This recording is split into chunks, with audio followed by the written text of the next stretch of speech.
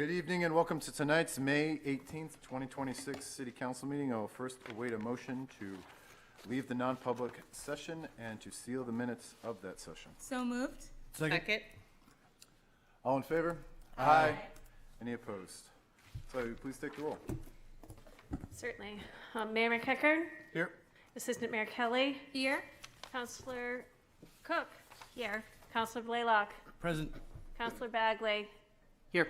Councilor Moreau, here. Councilor Flynn, here. And Councilor Hopkins, here. Absent this evening is Councilor Tabor. Thank you. Please join me for the Pledge of Allegiance. I pledge allegiance to the flag of the United States of America, and to the republic for which it stands, one nation, under God, indivisible, with liberty and justice for all.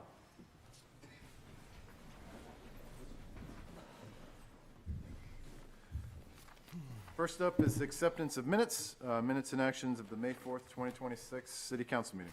Your Honor, I move to accept and approve the minutes of the May 4th, 2026 City Council meeting. Second. All in favor? Aye. Any opposed? Let's see. Just trying to see.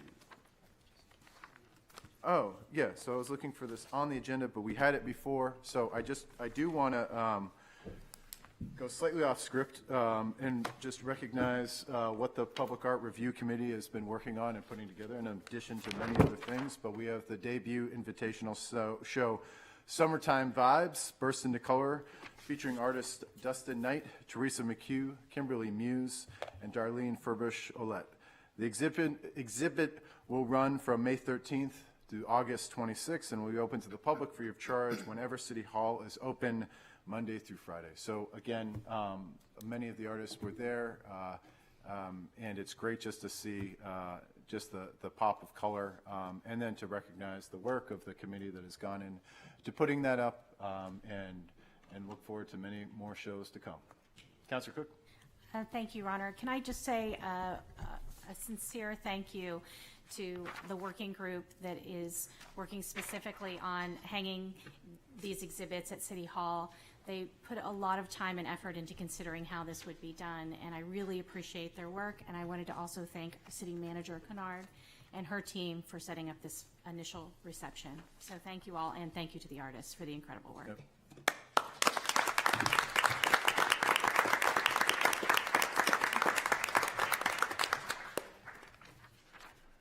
All right, we have two proclamations. First, Portsmouth Poet Laureate, the passing of the quill. So there are many here for this special event, and it's pretty cool when you find out that we have a Portsmouth Poet Laureate, and all the just awesomeness that comes along with that. I couldn't believe, but I could have, I knew a day before the schedule came out, so I was sitting on this embargoed information of who this was because it's on the proclamation. It's no longer a surprise, so we published the agenda. But let me read the proclamation, and then I'll invite those Viles to come up and say a few words, along with the previous Poet Laureate. Whereas Portsmouth forwards the importance of arts, culture, and history through our Arts and Culture Commission, our Public Art Review Committee, and the ongoing implementation of the recommendations in our cultural plan, we understand that community benefits significantly both economically and spiritually from the enrichment the arts provide to residents and visitors alike. And whereas great poets have found inspiration in Portsmouth for centuries and have lent their voice to illuminating our darker sides and the angels of our better nature. And whereas during National Poetry Month in April, institutions including the Library of Congress celebrated National Poet Laureates from New Hampshire such as Robert Frost, Donald Hall, Charles Stemmick, and Maxine Kumin. And whereas Portsmouth established the Portsmouth Poet Laureate Program in 1997, honoring outstanding local poets, among them founder Esther Buffler, Penny Poet, Robert Dunn, Troubadour, John Perrault, and the pandemic poet Tammy Truax, with the opportunity to build community through poetry by creating events that feature area poets and encourage a love of poetry among people of all ages. And whereas over the last 2 years, the 14th Portsmouth Poet Laureate, Lorian W.B. Vermette, led a series of workshops called Comfort Rounds to offer gratitude and celebrated medical professionals, culminating in the Comfort Rounds anthology, which featured poems of solace from poets across the country. Lauren earned a certification to act as a listener poet in local hospitals and facilitated a poetry workshop for medical professionals. And whereas throughout her tenure, Lauren has sought to uplift spirits in the Portsmouth poetry community and beyond with the gifts of words, she passes the quill, hoping to have left a sense of calm, a small ocean swell right before the wave breaks. Now, therefore, I, Daigle McCachran, Mayor of the City of Portsmouth, on behalf of the members of the City Council and citizens of Portsmouth, do hereby proclaim Miles Burr Portsmouth Poet Laureate for a 2-year term, and I urge all Portsmouth citizens to get to know the work of our Portsmouth and New Hampshire poets and to explore poetry in all its wonder for the enjoyment, inspiration, insight, and encouragement that poetry affords. Given with my hand and the seal of the City of Portsmouth, on this 18th day of May 2026.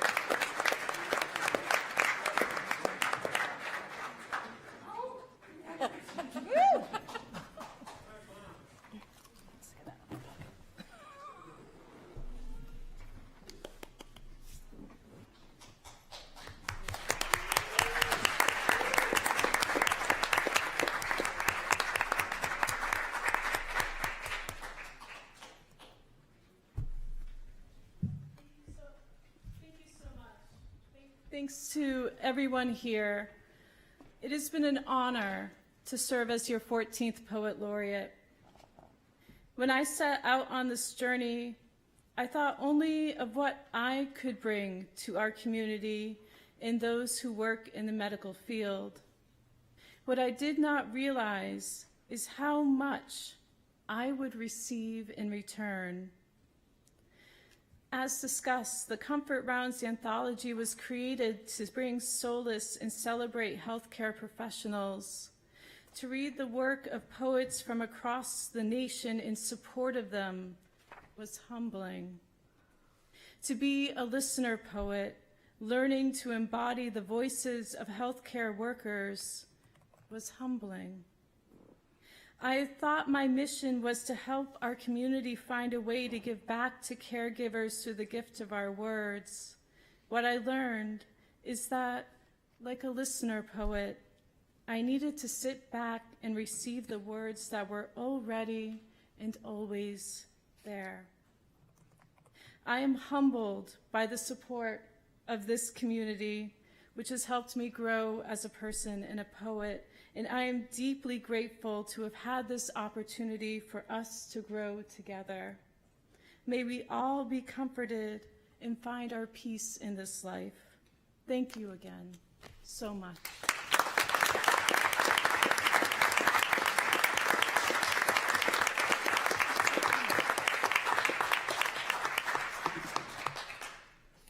Hi, everybody. I'm very excited to be standing here this evening. It's a great honor to be your 15th Poet Laureate, and I'd like to thank Lauren and all of our past laureates for everything they've done for our community. I'd like to thank the Portsmouth Poet Laureate Program and its board members, all past and present, the City Council for giving us the time and space for the ceremony, and last but not least, I'd like to thank all of you for showing up and supporting me, and also the PPLP. I'd like to dedicate this achievement to my late mother, Jacqueline. She always supported my creativity and encouraged me to live my dreams. She bought me a copy of Jim Morrison's first poetry book, The Lords and the New Creatures, when I was in like 5th or 6th grade, because I was obsessed with the Doors and read a lot. Probably was a little too early for that, but you know, she figured it was time to put me on the poetry anyway. So, yeah, you know, she knew that I saw the beauty and knew I wanted to be a poet. And I knew that I was already a poet, so I know she'd be proud if she was here today, so thank you, Mom.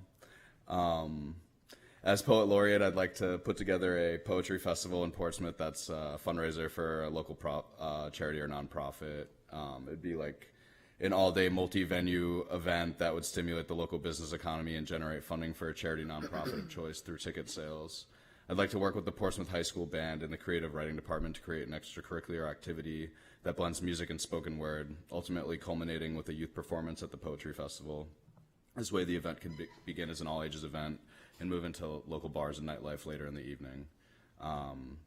My goals are to raise money for school lunch, a resource that made a huge difference in my life when I was younger, as food security is extremely important, especially today, for helping nourishing the young minds of our future.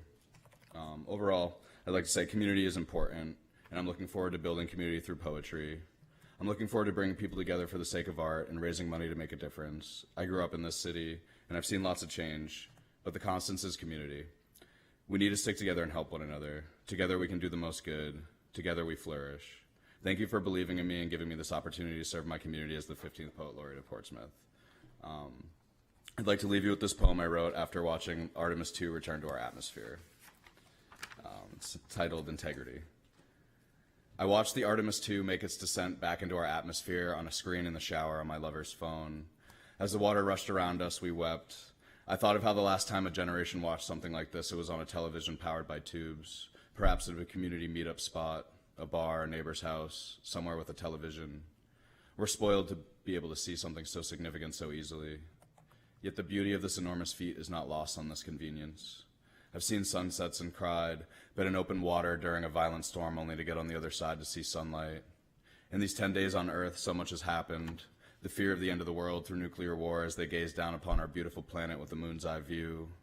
I watched them touch down into the Pacific on my television. Above this television sits the wall of a portrait of Ziggy Stardust, my starman beloved. In their descent through the ozone, I descended the stairs into my living room, turned on a different screen to watch with great clarity something beautiful. The return of these astronaut poets, ambassadors to the stars, a mission around our celestial neighbor completed. Thank you. Thanks for having me.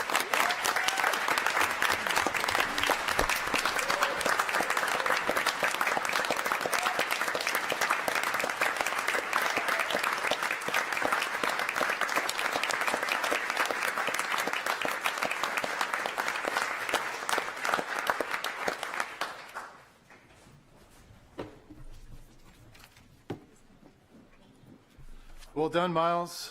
Look forward to all that you've set out, and just super excited that you're our Poet Laureate.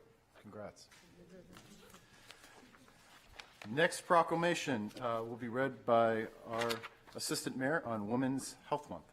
Thank you, Your Honor. Whereas National Women's Health Month is recognized every May and celebrated by the U.S. Department of Health and Human Services Office in Women's Health to encourage all women to make health a priority. And whereas recognizing that overall health compiles physical, mental, emotional, and social well-being is vital. And acknowledging that women, who make up 80% of healthcare decisions in the United States, significantly influence family health and outcomes. And whereas after the age of 65, 90% of New Hampshire women are living with at least one chronic condition, resulting in negative impacts on physical, mental, and financial well-being.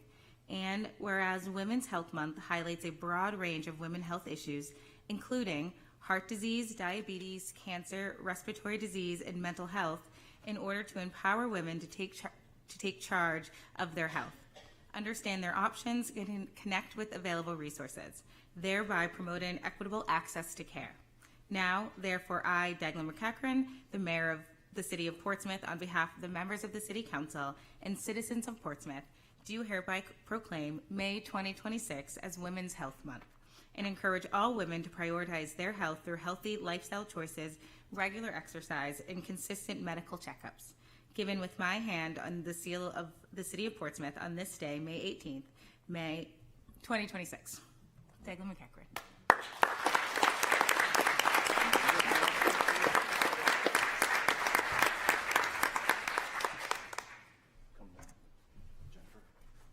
Yes.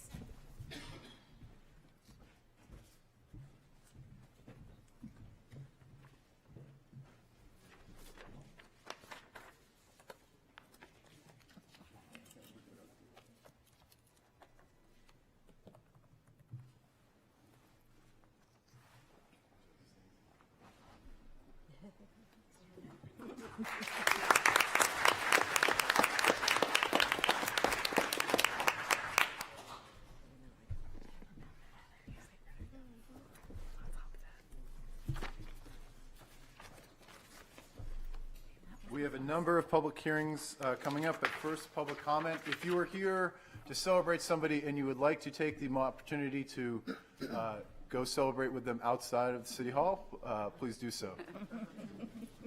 It's always tough to decide when to leave City Council meeting.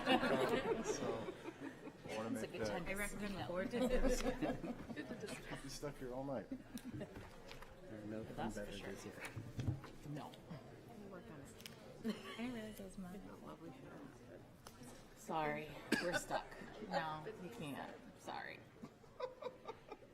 Good try, though. All right, we have Chris Dwyer. Is she here? Yep.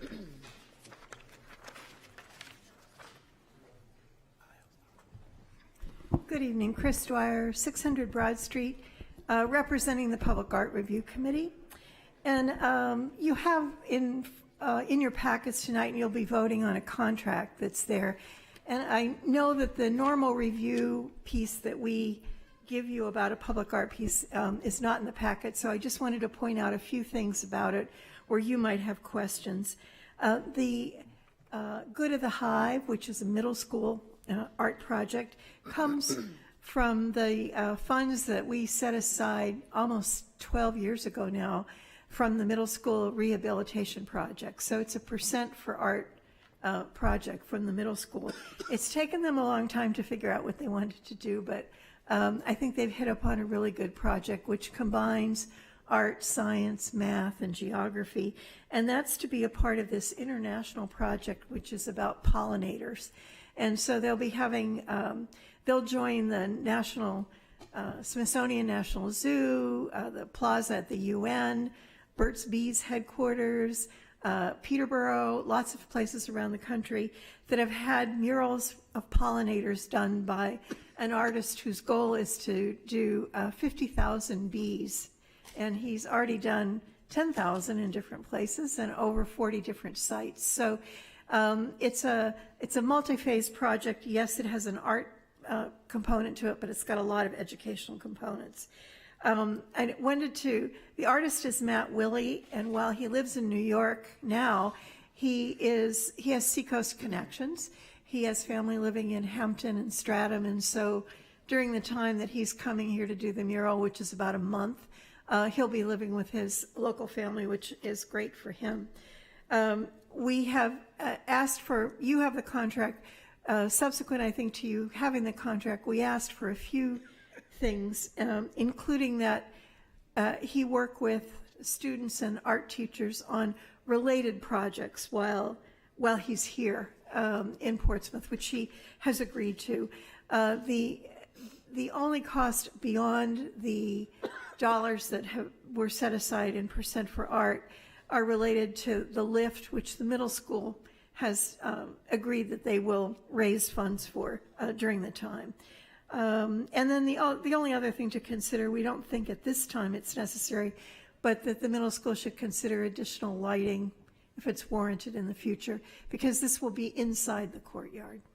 Okay. So I know you normally don't take questions, but if there are any questions, I'd be happy to answer them. Oh, are we going to? Suspend the rules to do that. I can ask it after. We'll just go through public comment, and then we'll bring up the item, and we'll ask any questions. Okay, that's fine.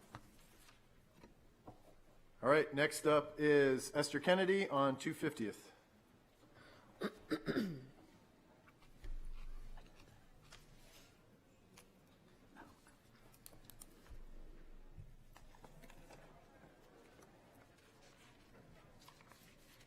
Good evening, Esther Kennedy, 41 Pickering Ave. And I just wanted to try to figure out where we're going to put all our information. I know the city has some websites. I know people have some websites out there, but it's kind of everywhere.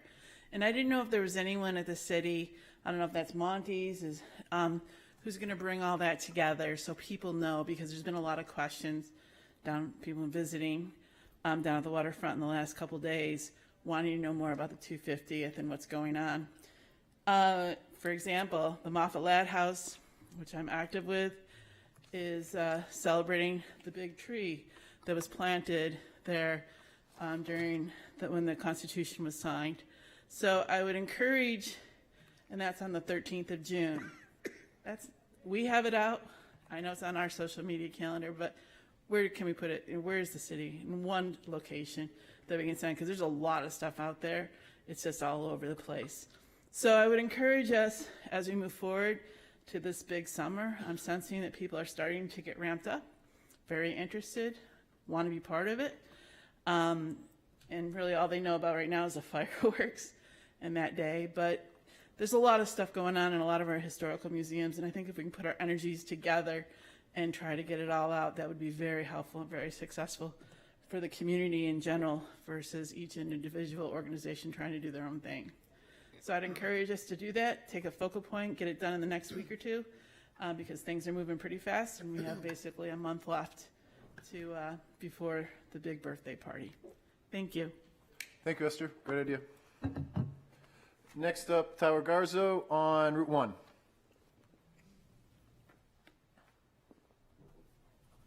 Good evening. I'm Mayor Councilor Tyler Garzo, 62 McKinley. First, thank you to the mayor and Sabre for the excellent mayor's bike ride this weekend. It's a beautiful, beautiful day. On Route 1, NHDOT indicated to stakeholders in the PAC that they have less than half the funding available to expand Route 1 south of Market Basket to the relief of my neighbors.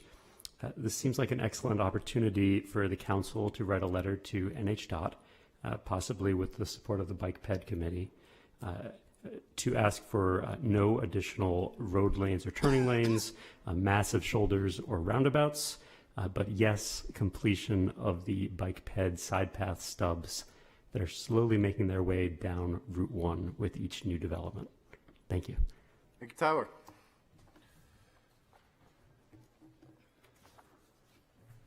No one on Zoom, no public comment. We will, or nobody signed up for public comment. Did anybody in the confusion mean to sign up for public comment? Didn't? Seeing none, we do have all the public hearings. Would like to suspend the rules and bring up, where do we have? 11D. 11D. Your Honor, I move to suspend the rules to bring up item 11D. Second? All in favor? Aye. Any opposed? All right. Your Honor, if I might, it's a item under action. Oh, yeah, that's right. Great. Thank you to former Councilor Dwyer, and don't go far because there may be questions that I don't know the answer to.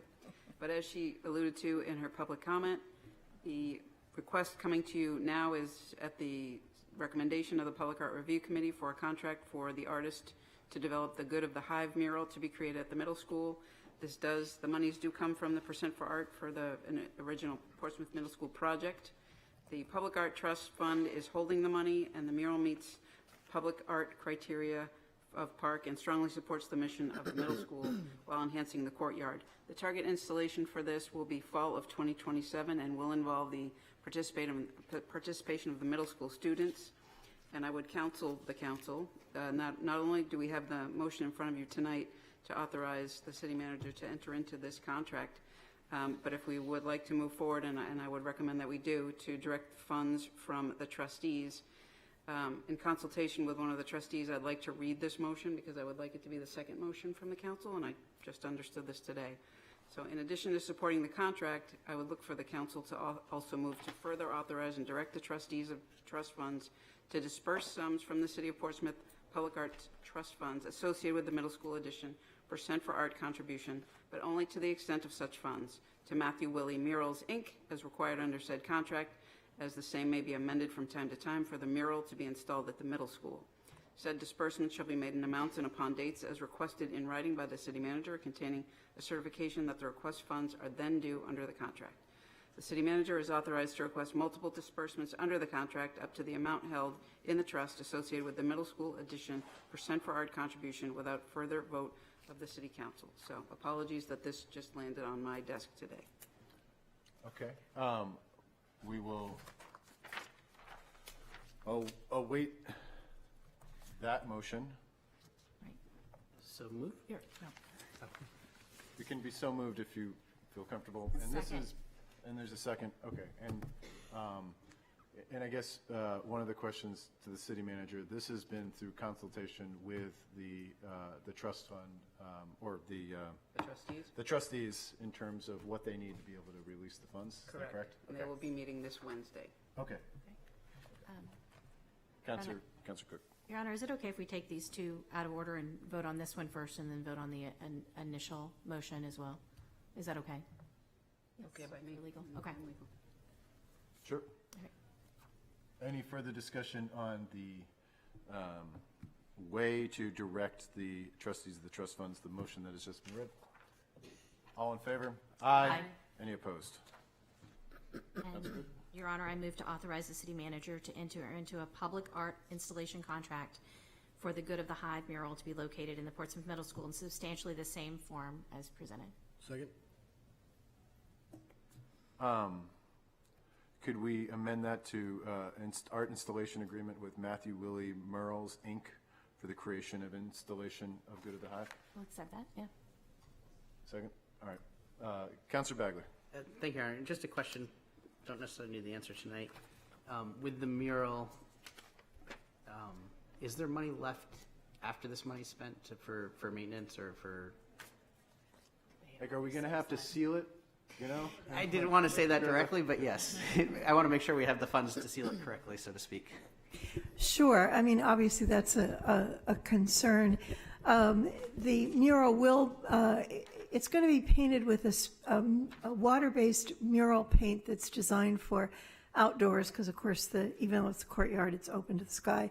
And then it will be varnished. Probably has a life of about 20 years. You know, murals have a life. And it's all in the preparation, as probably your father told you the first time you painted something.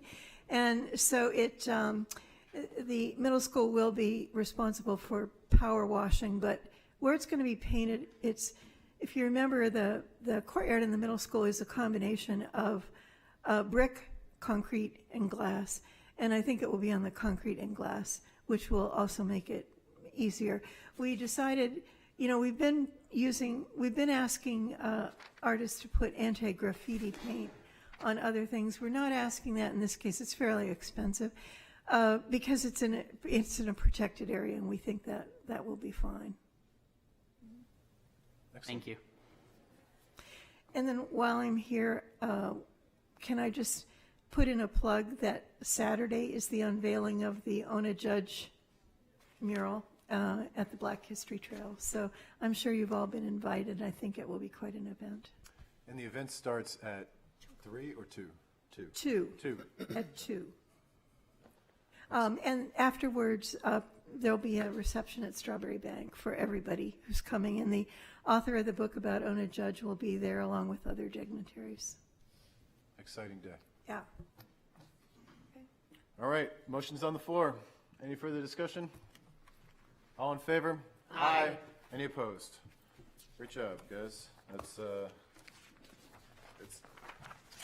It's pretty cool that we finally have that percent of art on the middle school. So we're through public comment, back to public hearings and vote on ordinances and the resolution. We are going to have the public hearing on the proposed FY 27, that is July 1, 2026 through June 30th, 2027 budget.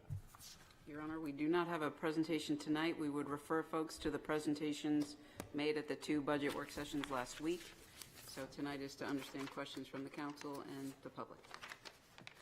We can open up since we have questions, we'll have time for questions after. We can just open up the public hearing, that will be extended until the time of which we close the public hearing, and right after that, adopt the budget. So opening the public hearing.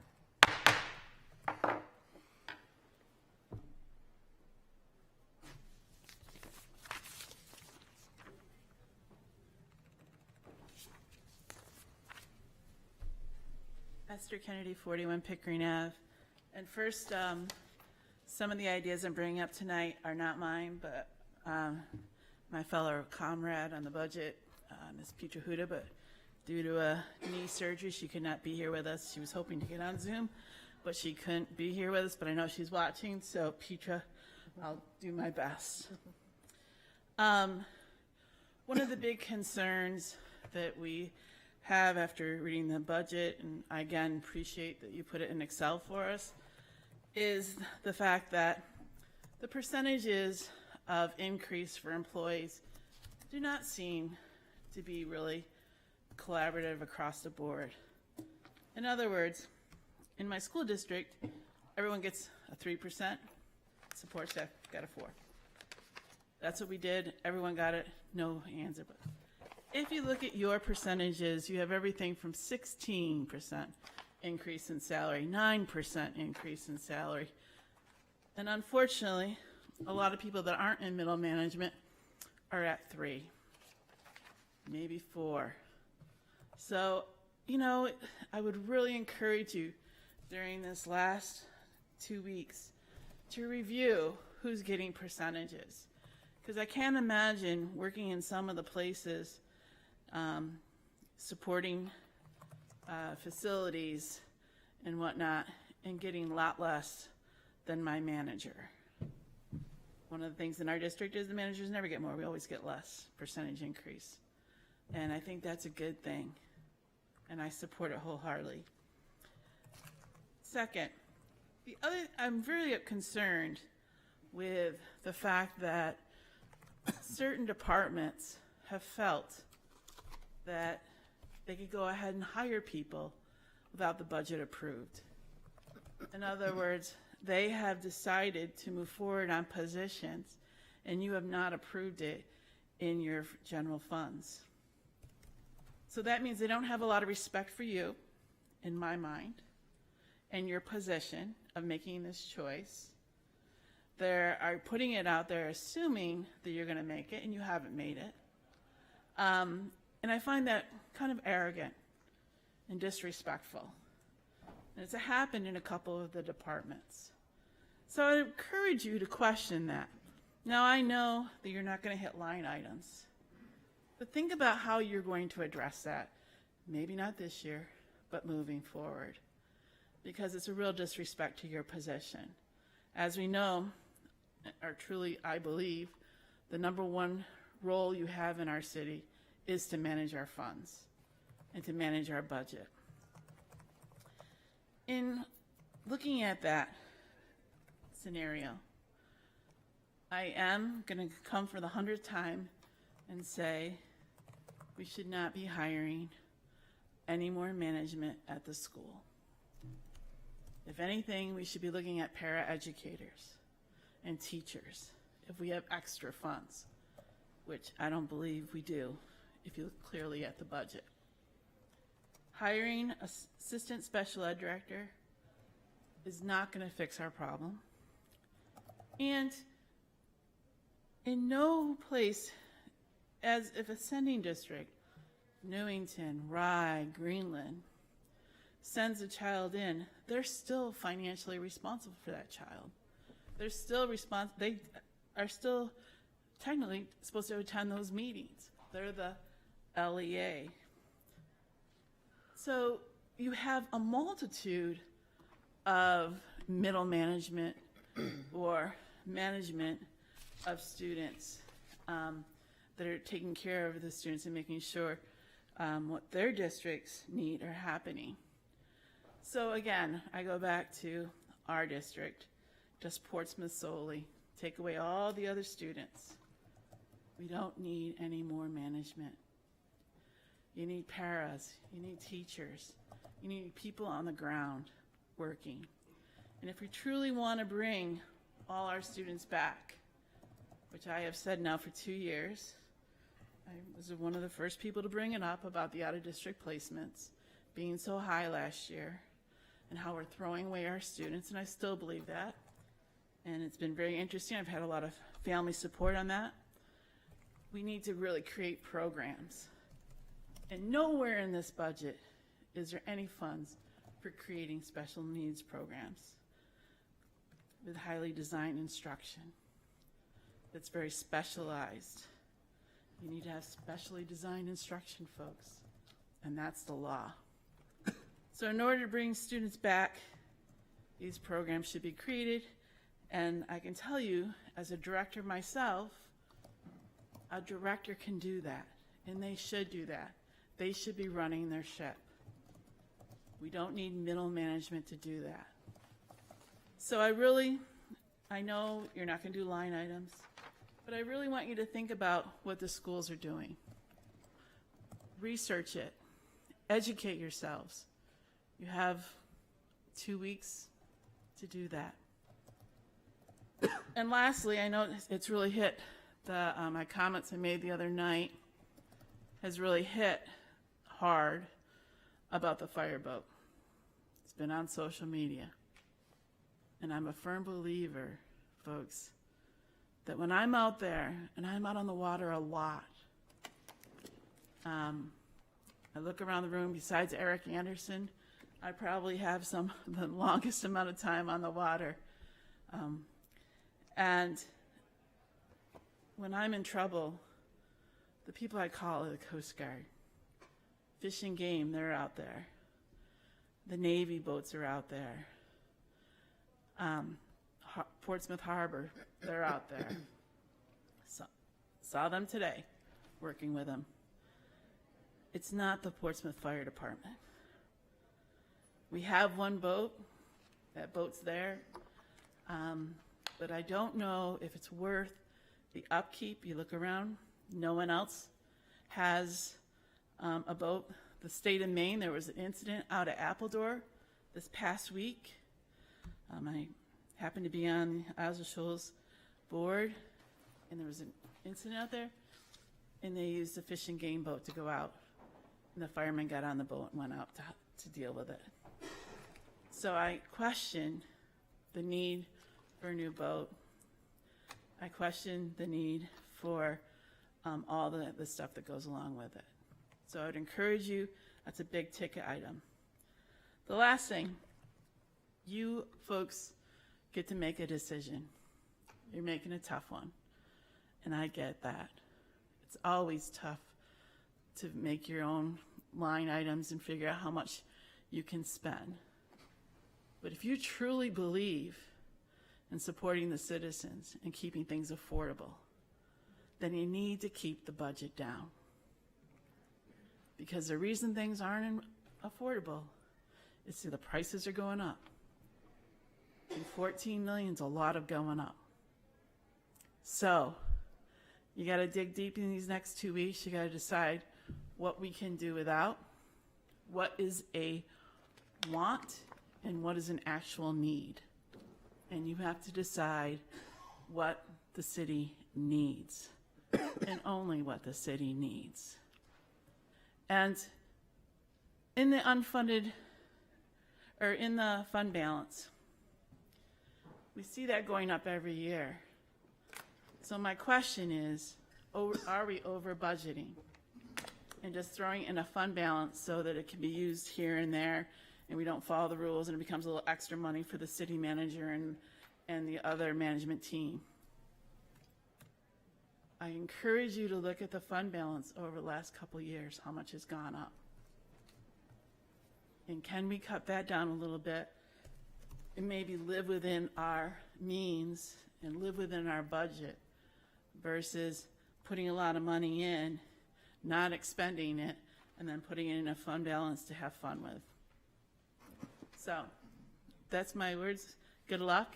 If you have any questions, you know where I am, and look at your Excel spreadsheets. Thank you. Thank you, Esther. Any other speakers for the public hearing?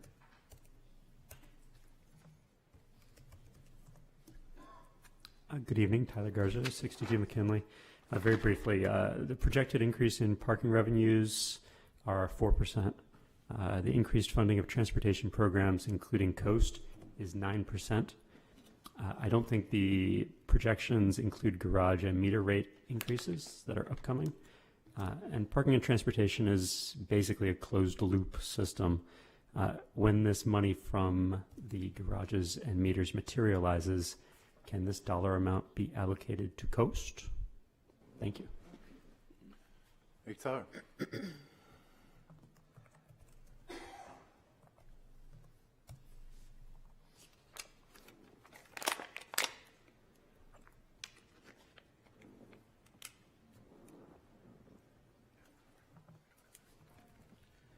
Thank you very much for this opportunity. My name's Eric Anderson, 38 Georges Terrace, Portsmouth, New Hampshire. I've tried to make a lot of these meetings with regard to the budget, and here I am again. And I'll start off, and some of it's, you know, exactly what Esther just said, but I can't hold a candle to the efforts of former Councilor Pietrahouda in some of the suggestions and in the matters of efficiencies that I think are within the realm of your discussion of where this budget is going to go. You didn't set any guidelines originally to try and give some direction for a percentage increase like you've done in the past. And so the budget's come in at, what, 5.1% increase.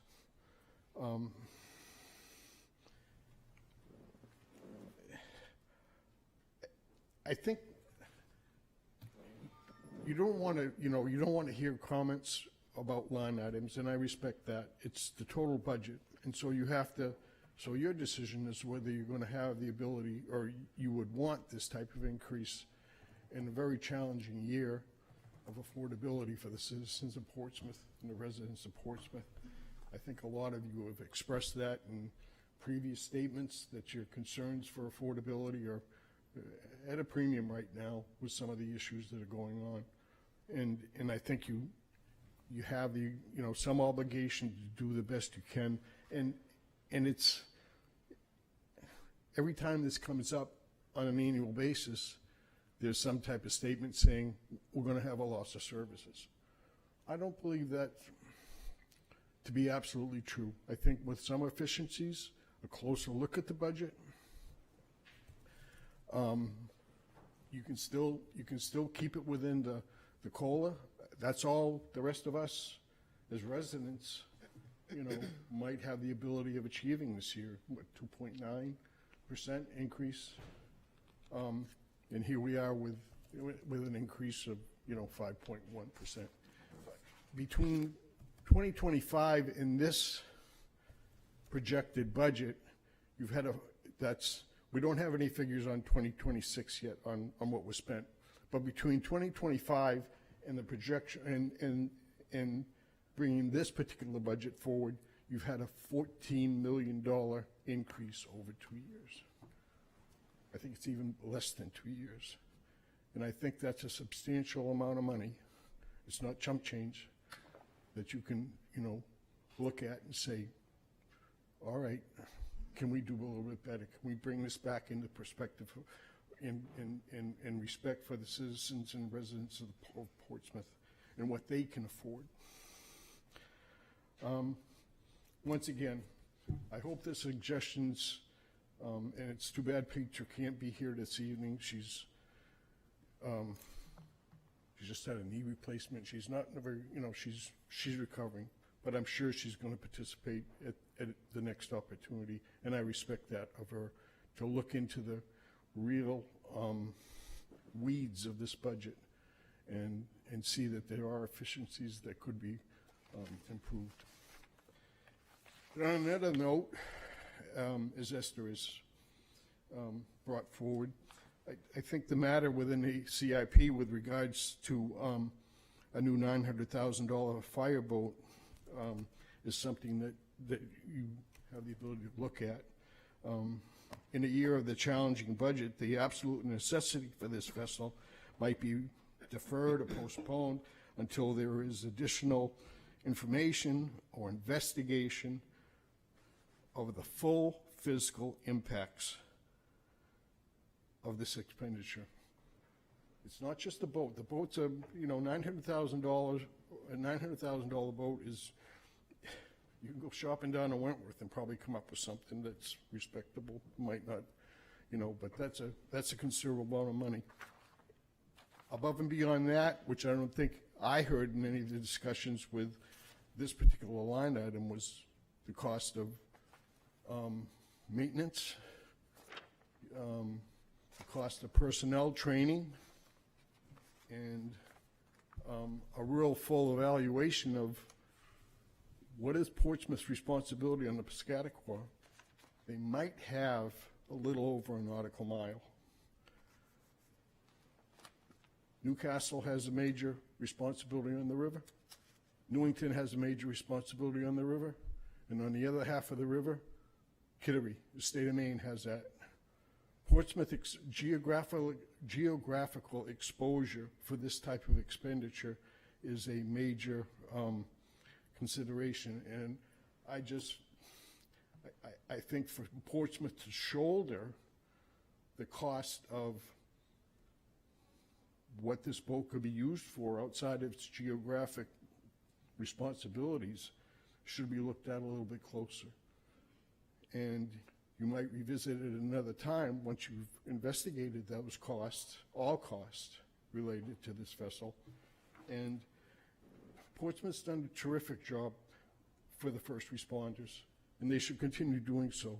But and it's respectable that what you've done and provided, you approved a $2.1 million new ladder truck. That's needed. It's still 3 years out. But something like this, I think you have to physically investigate to an appropriate level to say it might not, the need of it right at this particular time is not particularly critical. They have a good boat. Our past experiences with fire boats is they are expensive to maintain, and this one's not going to be any cheaper until it finally comes to a verdict that, we'll give the boat away because we don't want it. And that's what happened with a previous vessel. And they have a vessel right now. I think it's a six-digit vessel that they use at this particular moment. All right, I'll stop there. Thank you very much. I hope your considerations to respect for the citizens of Portsmouth is considered in trying to bring this budget into perspective. Thank you. Thank you, Eric. I will note just for the record that we're happy to hear any line item questions that anybody may have. Our authority does not extend to the school department in terms of line item control of the budgets there, but positions otherwise can be discussed. Would encourage all of that discussion, whether it's here in front of everybody or it's directly to the council via email. Those are all encouraging things that we would like to hear from everybody in Portsmouth on.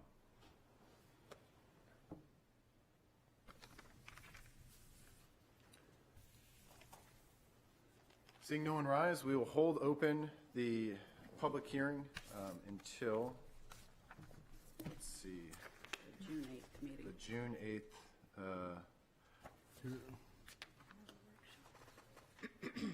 Yes.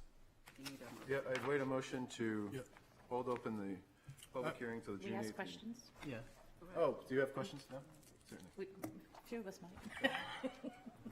I'm wondering if I could ask someone from the fire department to come up, and I know we talked a lot about this when we were talking about the CIP, but since it's been brought up again, to remind us about the need for the new boat that we put into the CIP and the responsibilities of the fire department in regards to the water rescue. There's so many of you, I didn't know which one would want to speak. Thanks. We got a couple things tonight, right? Some subject matter experts on codes as well. So thank you for the question, Counselor. I don't have my facts and figures on the boat here in front of me tonight, but what I am prepared to do is report back to you on the 28th with respect to where we're at and where this project stands. Great, thank you. And Chief, could you, as a part of that, include any, operating costs? This is a part of the capital improvement program, which is a percentage of the budget and will be funded via debt service ongoing. So it's not going to be directly to a FY '27 budgetary number. But could you, to the best of the ability, have any projections on any increases of operational costs to the department as a part of that as well? Absolutely. I think as part of the 28th, my report out will not only include the operating costs, the training costs, and so on, but also fixed costs with respect to maintenance and the equipment. Thank you. Councilor Bagley? Thanks, Your Honor. No, just general. Thanks. I guess just general response to some of the public comment that we've had and some of the questions, and then just a quick overview of how I approach the budget as a counselor, because I know sometimes we do a lot of work on the budget in different work sessions and different meetings, and then we get to this meeting, and everybody says, well, why didn't you ask any questions? But it's probably because we've been asking questions all year round, and at least for speaking for myself, being on the council for a number of years, the budget doesn't really ever stop. Like, we're always communicating about, what's going to be needed in the future, or what are things we can do to make things better. This is when we put our seal of approval on it and it becomes official. But it's not, these discussions are always ongoing, and there's discussions about what can we do, 5 years down the road that won't be in this budget. And we've seen that return. We I think, reduced 15 FTEs last year, roughly 10 this year. So, we're seeing the fruits of that labor. One of the comments I wanted to make is we don't have line item control of police, school, or fire. And when they present their budgets to us, they're hopeful that they'll get passed as is, but they acknowledge that they might be reduced. I am encouraged that if they need a position filled, they're going to go out and hire when the right candidate is available. I think the worst thing you do is you wait for July 1st to go out to hire, and all the best candidates have been hired. They're doing that with their eyes open, knowing that they might have to make cuts elsewhere in their budget to support that position. But I wouldn't want for a second us to let a really good candidate get away because we're waiting for the city council to vote on something, 6 weeks from now. I think that's my personal opinion, but if you add positions or you add an FTE in your budget and you don't get the increase that we're hoping for, you'll just have to find cuts elsewhere. And I think everybody kind of understands that. At least all the elected officials understand that, and the heads of the departments understand that. The other thing I'll talk briefly about is the fire vote. I did vote against the CIP item because I thought the price tag was a little bit too high. But I don't want that to be confused with the idea that I don't think Portsmouth should have a fire boat. I heard, firefighters jumped on somebody else's boat and went to an island out in the Atlantic. That sounds terrible to me. I value our firefighters far too much for them to be jumping into somebody else's boat with no training on a rescue mission. That just sounds horribly dangerous. The reason first responders are so good at their jobs is because they're highly trained to handle stressful situations. When you have people that aren't trained with unfamiliar equipment, the risk goes up dramatically. And I wouldn't ever want to put our first responders in that sort of situation. So I fully support the fireboat, and I support even more the training and the maintenance on the fireboat, because what use is something like that if it's not going to work when you need it? And it's always going to be at the worst possible time when that call comes in. And then I had one other point, but I think I've gone on long enough, and we do continue the public hearings, but I just wanted to kind of put that out there that a lot of work goes into these budgets. It's continuous. It's not all at one meeting. It's not all at one work session. I know that the counselors that sit up here with me, we all take this seriously. We have different opinions and different views. But we get to a good budget because we work together as a team, and we work with the city as a team. I'm very proud to say that I've never seen anything added to the budget so that we can cut it. And I see that all the time in my private sector job. We don't do things where we add a bunch of white whales to the budget so that we can look like heroes and come in and slash this or slash that. Everybody works together to get a good budget for the residents of Portsmouth. And there's just, in my opinion, none of that nonsense. Thank you, Councilor Bagley. Assistant Mayor, and then Councilor Cook. Thank you, Your Honor. This is for the superintendent. And I know you and the school board have touched on this, but just again, for those watching at home as it's come up tonight, could you explain the rationale of hiring a management level position to help with special education and students versus the decision right now to hire additional paraeducators or direct services? Thank you. I appreciate the question. A couple of things. And I think people who have been watching the school process and even the last meeting that we've had, I think I've repeated some of this rationale over and over again. One other thing I would point out too is that the budget includes 2 positions that didn't exist previously in the midst of lots of other cuts of positions. So this is reflective of, as we're doing our strategic work, one of the big obstacles we ran into last year, and I think all of you know this, was out-of-district special education costs were continued to grow at a prohibitive rate, and the challenge we ran into is as we were trying to cover those costs, we got to a point where when we looked at the bottom line budget that you're all considering, there was you felt it was appropriate, and I understand why, that we needed to not increase it at a rate that would be inclusive of all those special education costs and continue all the other things that we were doing. So we laid off, we did early retirement incentives. We eliminated a series of positions last year. We're also eliminating a series of positions this year in order to be cost effective. But we wanted to deal with what we saw was this exploding cost area. And so the position, the Assistant Director of Special Services, is a position that replaces a half-time position that already existed, which was an out-of-district coordinator who was not on site and was the LEA for some of our out-of-district placement, but didn't know, as not being a full-time person, not here, didn't know our families, didn't know their situations as well as they might. So that person's come on to do that work, which already existed, taking over a half-time role, and is also then working on coordination amongst our programs, and with an eye towards having additional bandwidth to build more in-house capacity so we can keep more kids in districts. The other thing I'd point out is there is only one other new position that didn't exist in the district before that, again, in the midst of us reducing more than 6 FTEs, that other position is specifically a program position within special education. It's a position at the middle school around students with behavioral disabilities.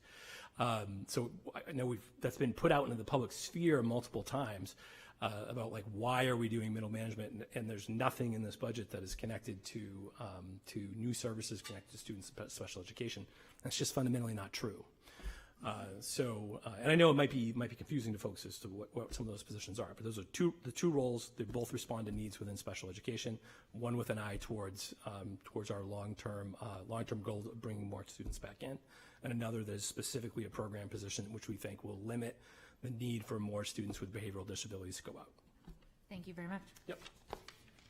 Just one quick thing before Councilor Cook. No, not to Zach. Just again, just remind Dr. McLaughlin during the budget. It can be kind of tricky on how we appropriate things, how things are funded. School is unique versus the other charter departments. So it's the all money appropriated in the annual budget for the support of public schools shall be subject to the control of the school board, which shall have line item control over its own budget. Both police and fire request a budget. We provide that budget. It's not on the same level. There's not a line item authority. Did you want to respond to that? I was just going to say, within that realm, I think the other characterization I want to make sure was clear to the public. I think the council understands it, and I think Councilor Bagley spoke to it. The hiring of the position is not in a move to be disrespectful of the power of the council. We understand ultimately exactly what Councilor Bagley said, is that we, if we're going to hire a person within that role, if we were to wait until June to make that determination, we would miss out. We'd be a full another cycle out before we would have the ability to do that. And we know that ultimately we need to kind of hold and reserve things until you have come to your final conclusions about stuff. And if that bottom line budget we receive, if through the rationale of your discussions, you feel like the equivalent dollar amount of that we put aside for this position is something that you were not going to approve, then we know we have to go find that money somewhere else. I would also say that just in terms of the interaction between the school board and the city council, that on an annual basis, we hire all kinds of people that you haven't approved, because every time a teacher turns over during our cycle, we might hire during this season, we might hire 20, 30, 20 people. You don't approve any of those people. You don't approve the continuation of their contracts. So we're always in that cycle. And if the only way we could be, well, the board could not be disrespectful of you is to wait until you have finally passed all your budgets, we would be looking for 20 teachers after the cycle when those people are available came and went. And so I think the board has a deep respect for the council and the council's role within the whole process. So I just want to make sure that was clear. Thanks, Dr. McLaughlin. Yes, we do not approve outside of the budget for our own budget. We do not do hiring. If a position is vacant, it can be certainly filled before coming back. That position doesn't automatically kind of disappear from the budgeted line items. All of those things happen. We do, again, wanting to work collaboratively as we've have this year to try to figure out how do we, when we've seen a decline in enrollment, how do we align that to the right amount of teachers there, but understand the biggest cost that we're going to have the biggest cost in our city is the school department, and one of the biggest drivers of that cost is special education on that, and being able to understand that, certainly on a state level, to be able to innovate the RISE program, which was known as the KIDS program for those watching at home back in the day, but it is a better acronym now, is something that really worked, as I recall, and hopefully we're going to have the same continued success with that to get the kids the right situation that they need. But Councilor Bagley. I remember the one thing I was going to say. Sorry, we're going to Councilor Cook first. Sorry. Thank you, Your Honor. So last year, when we were going through budget discussions, I was really adamant that we stay within the Social Security COLA because I know that residents are really struggling, and it's very hard to get your tax bill and see that it's more than what your increase was in your income that year. So you're essentially making your own cuts at home. I would love to see a budget that came in at the Social Security COLA, but we're struggling with some challenges this year that make that almost impossible. And the reason I say that is our health insurance increase alone was 2.21%. So if we were going to come in at 2.9% increase, that's a 0.7% increase across the board everywhere else. That means draconian level cuts in staffing in every single department. It means losses of major services in the city. So I think this is a discussion we need to be having, and people need to understand that the health insurance costs alone are driving the budget up, because everything else across the board comes in at 2.9%. And we have Social Security COLAs that are tied to contracts in all of our negotiated contracts around 3.03%. So I think it's disingenuous to suggest that we're not looking for cuts when we are trying very hard to make cuts.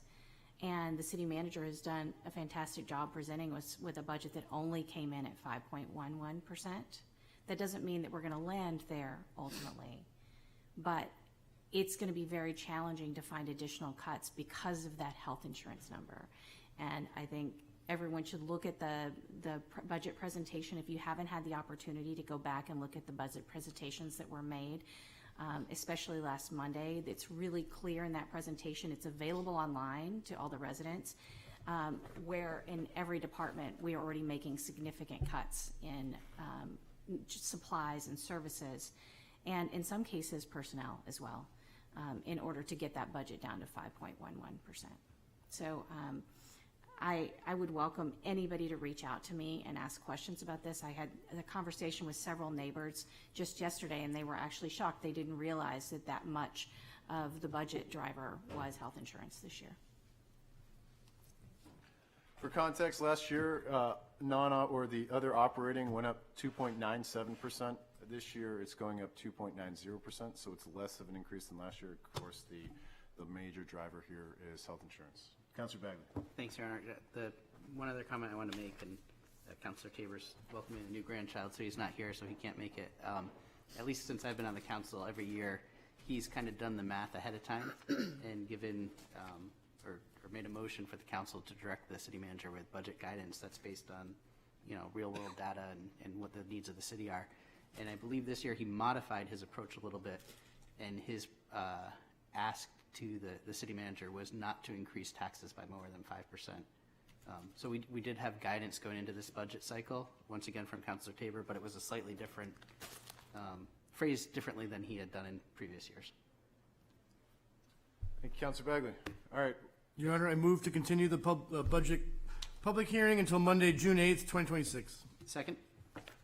All in favor? Aye. Any opposed? Your Honor, before we move on, I just want to tell the public that on May 28th, we will be back talking about a budget at the work session and in the continuation of this conversation. And staff is working on a cumulative list of all the questions we've heard on the 11th, on the 13th, and tonight. So please tune in for that. We will bring that together on the 28th. Thank you. Is it possible to have those, some of the report backs earlier than the 28th presentation so that we can have them in the public, be able to discuss them before? We will include them in the packet. Thank you. For those that weren't at the work session, there was a number of report backs asking many number of things, and we will have them ahead of the next public discussion on the budget. Next up, public hearing regarding open enrollment policy.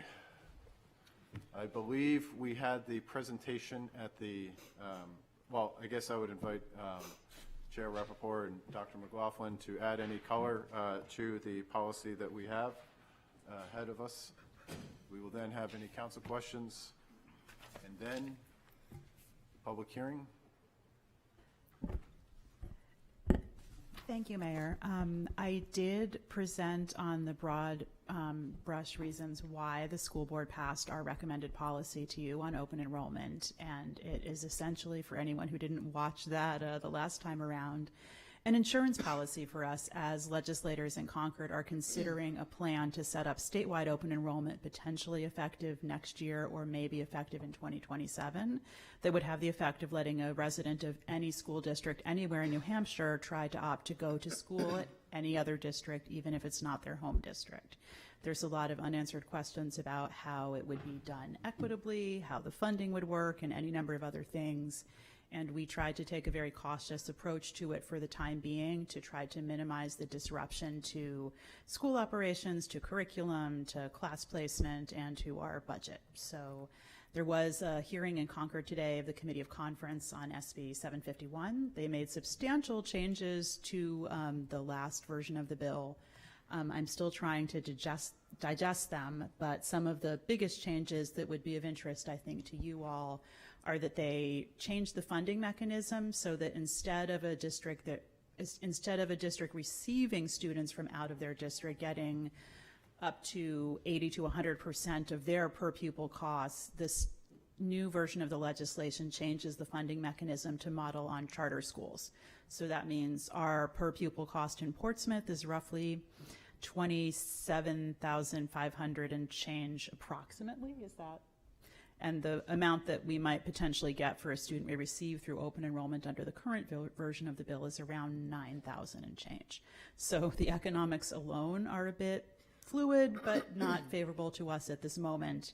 And I would entertain any other questions, but that's the biggest takeaway from the hearing today is they changed the funding on us.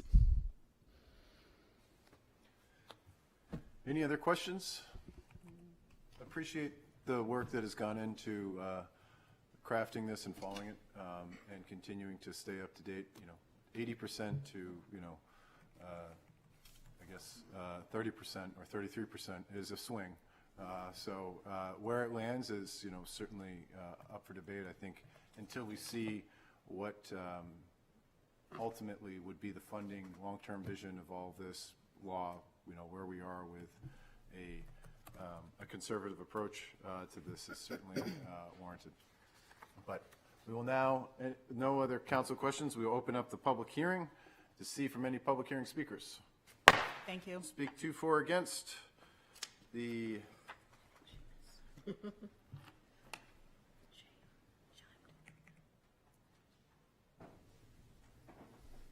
Esther Kennedy, 41 Pickering Ave, and I just want to clarify that the boat that went to pick them up at Appledore was a certified name. We do have to speak to the. Yeah, I just wanted to say All right. that. I do support this, and I know a lot of districts are trying to do this. I would encourage you to support this. It is a changing target. If you go and testify, which I have done on this bill, this was actually an addendum to another bill that was added for today's testimony, and that was just added on last week. So it's changing quickly. I'm not sure what's going to happen with the governor, but I would encourage you to vote for this and get it on the record. Thank you. Thank you, Esther. Seeing no one else rise and no one on Zoom, closing the public hearing.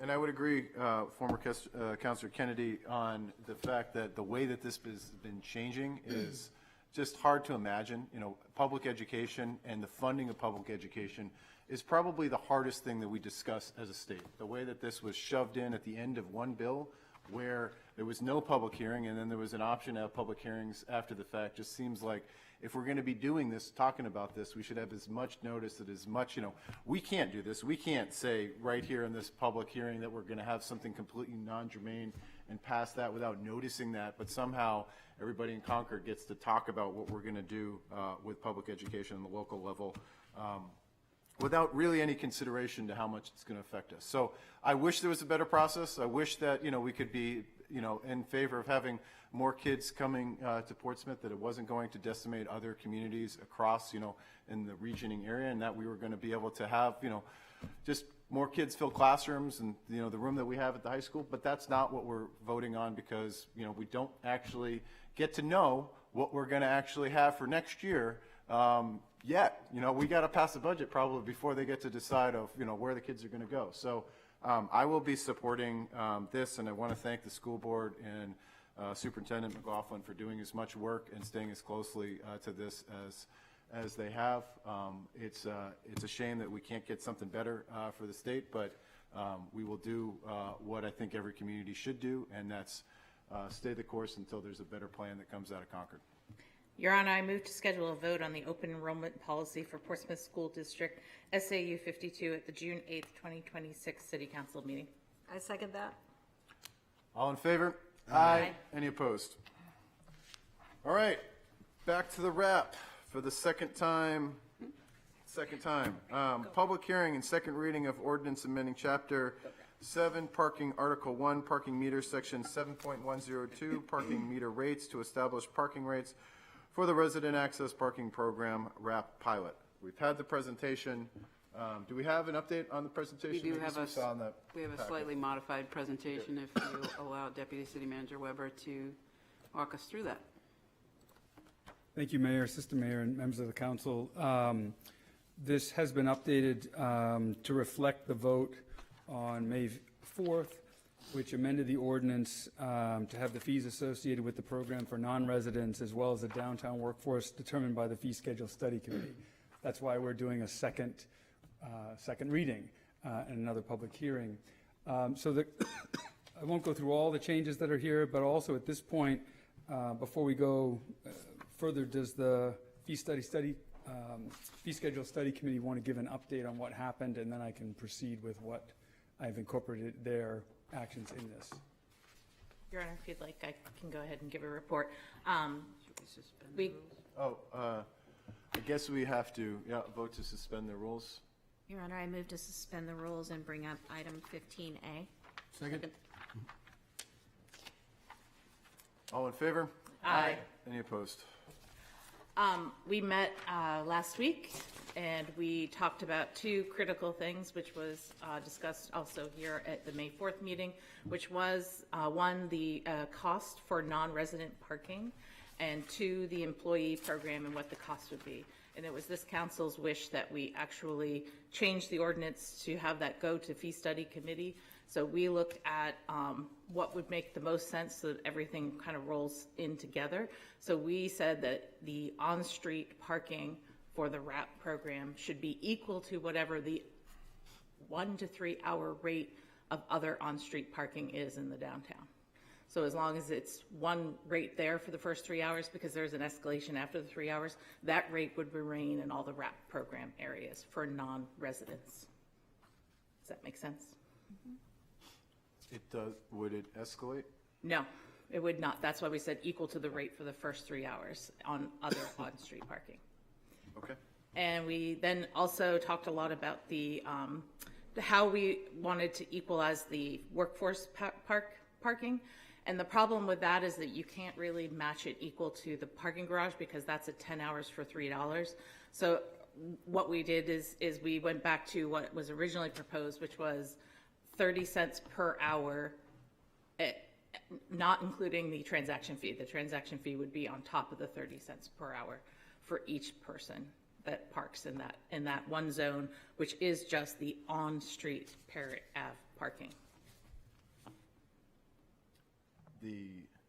So for the workforce. Yeah, sorry, and the transaction fee for the resident transaction fee where the credit card is waived or the. No, they'll pay the transaction fee plus 30 cents an hour. But there's two fees there's one fee that we get, okay, so we're not talking about that? No, because residents don't pay here anyways. Yeah, so residents will park for free, and when they pay for parking downtown, there's no transaction fee.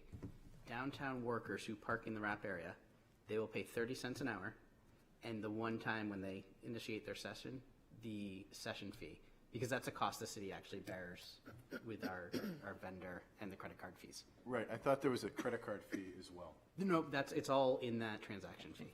Okay, what if we eventually adopt the wallet function of the Park Mobile app, as 50% of communities that use Park Mobile have, and there's no credit card fee anymore?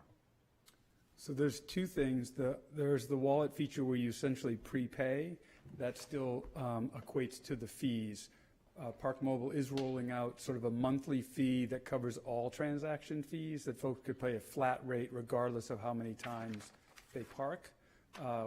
And we've worked through the details with them on that. One of the things that you'll see that we're going to continue to try to leverage the app, but there's two different things. The wallet is I just preload money into it, and we're looking at that as an option for potentially employers to buy, to then have put that on folks' wallet, but that prepayment of the wallet doesn't change the transaction fee. So I guess that's what I don't understand. Because there's a credit card fee and then there's a transaction fee. Are those one fees that we see, are they blended to the cost from Park Mobile delivering that to us? There's a session activation fee and then there's a credit card fee, correct? Or am I? 35 cents is both, right? 35 cents is both. 35 cents, so 70 cents, or 35 cents is both of them? 35 cents is both. So hold on, so is Park Mobile pocketing if there's no credit card transaction fee and they use the wallet feature, and I don't know if we use the wallet feature, are they, because they're charging one credit card fee for that, are they, I guess, I see Ben standing. I think as I understand the wallet as it's been explained to me is they get to preload that amount, but it doesn't exempt them from future fees. It just allows them to, say you wanted to have $30 a month put on there from your credit card instead of, 30 different sessions, but it doesn't change the 35-cent transaction Correct, fee. and the only thing I'm trying to figure out is that, as you've explained, the 35-cent transaction fee accounts for the credit card fee and the session fee. Yep. And so the credit card fee, and Ben's on this side. Oh, yeah. The credit card fee, I would imagine, if I put $100 on there, and I wasn't accessing my credit card after the one time that I put $100 on there, is Park Mobile keeping that? I guess it would be a contractual thing to see if they're keeping that money, because that fee is then higher than it should be if there's a transaction fee that's including a credit card fee when it's, I'd just like to know what if they preload the wallet, you want to know what that transaction fee is if there is one. Okay, yeah, we can find that out. understand what that is? It actually doesn't change it at all. There's no credit card fee. There's only the transaction fee. It's 35 cents. And if you use the wallet feature and you load up your wallet with money up front, each time you use product, it will charge you that 35-cent fee, just as if you were using it in any other. So that's, okay, so that's, Ben, that's helpful, because I do recall that there, maybe it was in the discussion of trying to get to 15 minutes, increments for folks in the downtown, like to be able to park for 15 minutes instead of an hour. I recall something along the lines of in addition to the resident fee that was waived, there was also a credit card fee. But if those aren't separate. The city pays money to move the money, just as any restaurant would collect a credit card. They charge $8, whatever, and only $7.40 goes into their bank because the credit card company, whichever that is, whether it's MasterCard, Visa, whoever, will take that money. That's called a gateway fee. So we pay that regardless. But the transaction fee for Park Mobile is a flat 35 cents. Okay, so credit card fees are not, so I guess it would be helpful maybe to have just an understanding of the contract with Park Mobile to list out all the fees that are paid, separate from this, but I guess to understand exactly what fees are being assessed, because if the fee is the same, and I guess I don't really understand, and sorry for workshopping this here, but I don't understand what if there's a cost and it's been previously explained as a credit card or gateway fee, but if you go to the wallet and you don't have that gateway fee applying on every transaction, I'm just curious why the transaction fee is the same. So they're not the same. The transaction fee is what Park Mobile takes home. The gateway fee is what the banks take home, cost of moving the money from one place to another. It's two totally different things. So in our situation, the city collects 35 cents for every non-resident transaction, and Park Mobile gets 25 cents of that, and we keep that dime. And for resident transactions, we collect nothing, but we still have to pay Park Mobile 25 cents. So nationwide, Park Mobile makes 45 cents a car. They make 25 off of us. So that's not a great deal for them. But the gateway fees are going to exist regardless of any transaction fees. So, right. I guess the gateway. So the gateway fees, are they a percentage? So if I paid because sometimes when you have a credit card fee, it's either up to a certain minimum. I guess the question of if you put $100 on the Park Mobile application for your wallet, is the gateway fee as a percentage commiserate to all of the transactions that would lead up to that gateway fee? It would be on an individual basis, and each time that person drew down from that account, whatever they put in, would still accrue the 35-cent fee that's part of our agreement with Park Mobile, and then whichever credit card they use, whether it's a Discover or a Visa or a MasterCard, they have different fees from getting it from their card to our bank. Okay. I think I'm going to have to for sure. follow up with some words on this in paper. All right. Other questions? Councilor Hopkins. Oh, yeah. To the fee committee. Councilor Moreau, you explained it in terms of, being comparable to the first 3 hours of on-street parking. When the concerns were brought up, by residents and such, they referenced the Foundry garage rates because they didn't want that to be cheaper and yada. Can you reference the Foundry garage rates and how the fees are switching in comparison to that? Well, part of that's going to come on June 8th, because on June 8th, we will bring back the final reading of this, and we'll also bring forward whether or not we can change our on-street parking to be part of the fee committee versus in the ordinance. So we're going to figure that part out, as well as, because it'll be part of the budget, the Foundry garage is going up to $2 an hour. The Hanover garage is going up to $3 an hour. So that's why we want to look at the on-street parking as well to see what those costs can be comparable, so that we make sure we don't have fees that aren't matching. So that's why we decided let the RAP just follow whatever downtown parking rate is for those first 3 hours, and then you don't have a zone that's going to be much cheaper. If people want to walk to a cheaper parking garage, then I say go right ahead and do that. Yep, okay, so we're gonna, we have to switch over the structure of changing the fees from ordinance to fee committee. We're going to get the report back as to whether or not we can do that. I'm waiting for that. All right. But all of that will come together, and hopefully we'll have it all worked out at our June 8th. So this is all still achieving the goal of not pushing, people into street parking. We're promoting the garage. We want to promote the garages, but we also want, if people are using on-street parking, we don't want them to think there's a cheaper zone someplace else. Thank you. Councilor Bagley. Thanks, Your Honor. If I could just ask Director Fletcher a question. I didn't prep him with this, but I think it's important for people to know. My understanding is the downtown worker parker program, which is, I don't know, it's been around probably 6 or 7 years now. It continues to grow with daily users and total users pretty much month over month. And in the future, that's going to be a challenge because we're just not going to have enough spaces, potentially. Correct. Is it 120 now? At 120. 120 a month now. Daily users or Daily. total users? Yeah, daily. Daily. Daily. So 120 parking sessions a day. Right. Great. Thank you. Thank you, Your Honor. I just wanted to thank the Fee Study Committee for reviewing this because the end result is not anything that we had actually discussed at the last meeting, and I think that it's very valuable to have the input and have that discussion on the side about fees and setting the fees. So this is actually a much more elegant solution to land on, and so I really do appreciate that work. It's done. Councilor Boyle. And just to clarify, for the workers, it's only Parrot Ave, right? That's their only option? That's correct. So if Parrot's Ave full, they're out of luck.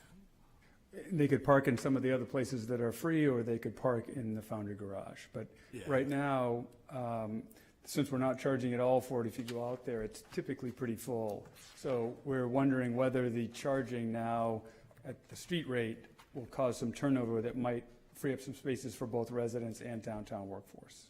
Right. Again, a lot of the pilot that we talk about in the memo and the presentation is we're making some assumptions here. We're going to do a lot of studying and report back quarterly and see what we find.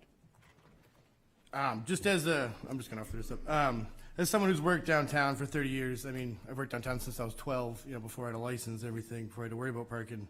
But I still, hire new employees every year, high school kids from Portsmouth High School, and they don't know where to park, where to go, what to do.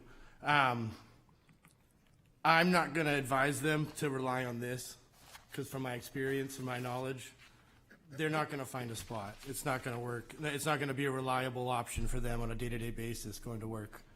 Even at a discount, that's great. It just sounds good. It's not going to actually affect their lives or help them. They're going to end up buying a scooter and parking it, down behind the ferry landing or next to the river house or just in front of that park there or in front of the dumpster on Ceres Street. But I think we should be looking at more realistic, what people are going to actually use. This one street for employees is kind of a joke. I think we're kidding ourselves. Thanks, Councilor Blaylock. Councilor Moreau, Councilor Bagley. I'd just like to say, let's remember this is a one-year pilot, and we're going to be getting information back on it as well. And one of the things Fee Committee also talked about was the fact is if this isn't working price-wise, we have the ability as a council to change that, right? And we'll have a lot of data come March of next year when Fee Study Committee meets again, and then we could really adjust the fees at that point as well for the next budget if this is a success or not a success, and maybe the fees will dictate where that goes in the future. Councilor Bagley. Thanks, Your Honor. I agree with Councilor Blaylock's assessment.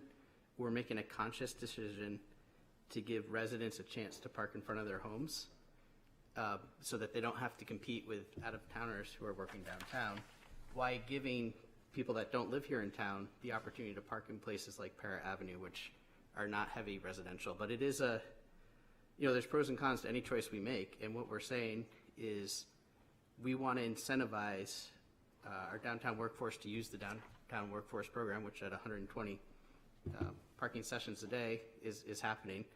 And we also want to give our residents, a leg up, a chance to park in front of their homes and not have to compete so heavily with the downtown workforce. I don't live in downtown. So, on my street, Chauncey Street, there's, nobody's parking there to work downtown. Maybe on the 4th of July fireworks they do, but that's about it. This is giving those neighborhoods a little bit better chance to park in their own neighborhoods. And that is there are pros and cons to that. We're valuing residents' rights to park in front of their homes by charging a financial penalty at full rate of, I think it's going to end up being $2 or $3 an hour to non-residents if they want to park in those neighborhoods. They can still park there. It's just going to cost them, just like when they park in the downtown. We'll go Assistant Mayor and then Councilor Bullock. Thank you. A question about enforcement when we talk about overflow.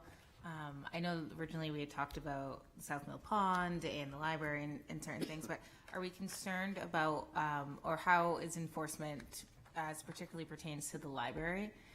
Because I think, one of the things we've talked a lot about, and I look forward to a report at some point, is all of the Little League teams or sports teams that right now utilize that free on-street parking on Parrott Ave, that may not be residents of Portsmouth, but residents of, surrounding communities that say pay for fees to be part of Little League programs or sports programs or summer activity camps that use some of these facilities. So my concern is we already have an issue with non-library users parking at the library.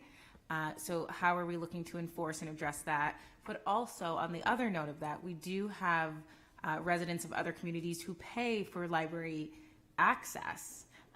So how do we have a plan of enforcement of that?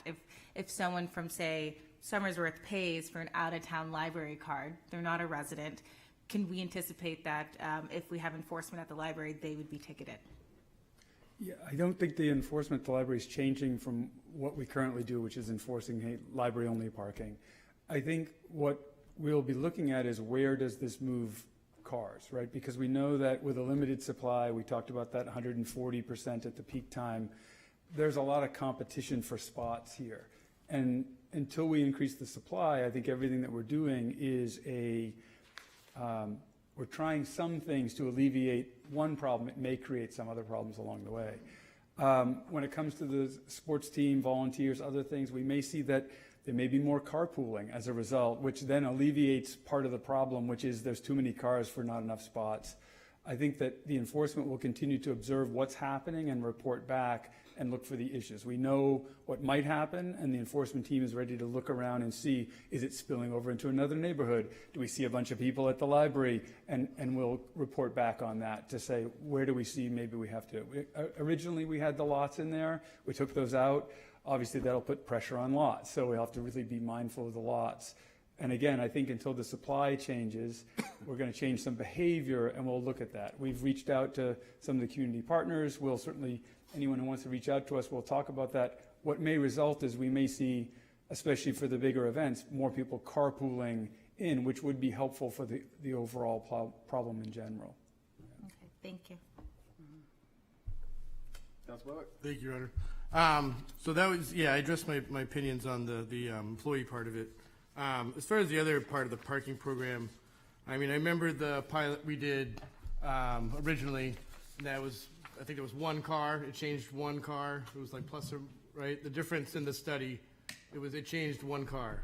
The whole program, I remember, because I remember being like, all right, this is done. It hasn't made a significant change. The cost has been way too high. On this, I mean, I would love for people to be able to park in front of their homes. I don't want the whole town of Portsmouth to subsidize people that bought a home knowing they didn't have a driveway, and now these other people that, the rest of town has to subsidize so they can, create their own driveway or have a parking spot where it's really public. I also worry that people that don't live on these streets, people that live on the outskirts of town, you're advertising free parking for the whole town of Portsmouth on your street.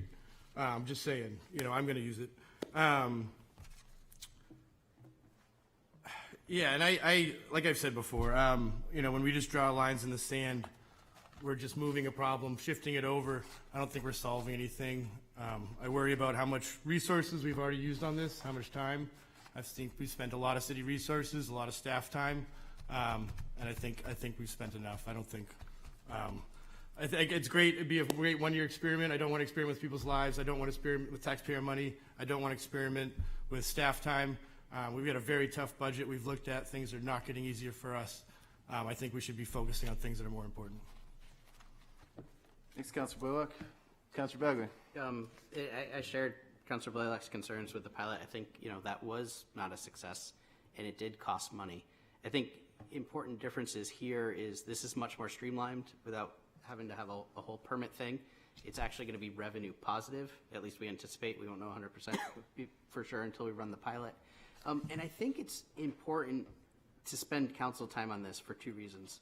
If you've ever read The High Cost of Free Parking, parking turnover in your downtown is essential to have an economically vital downtown.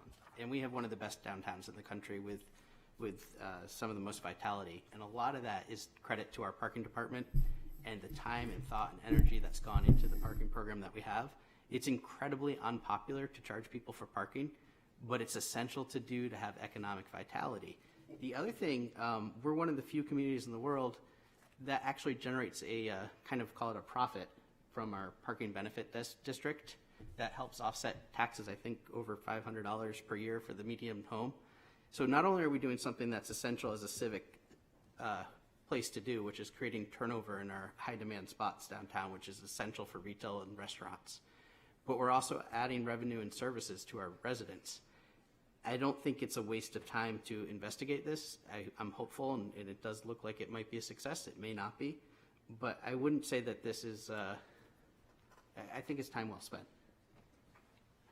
So, any other, Councilor Hopkins?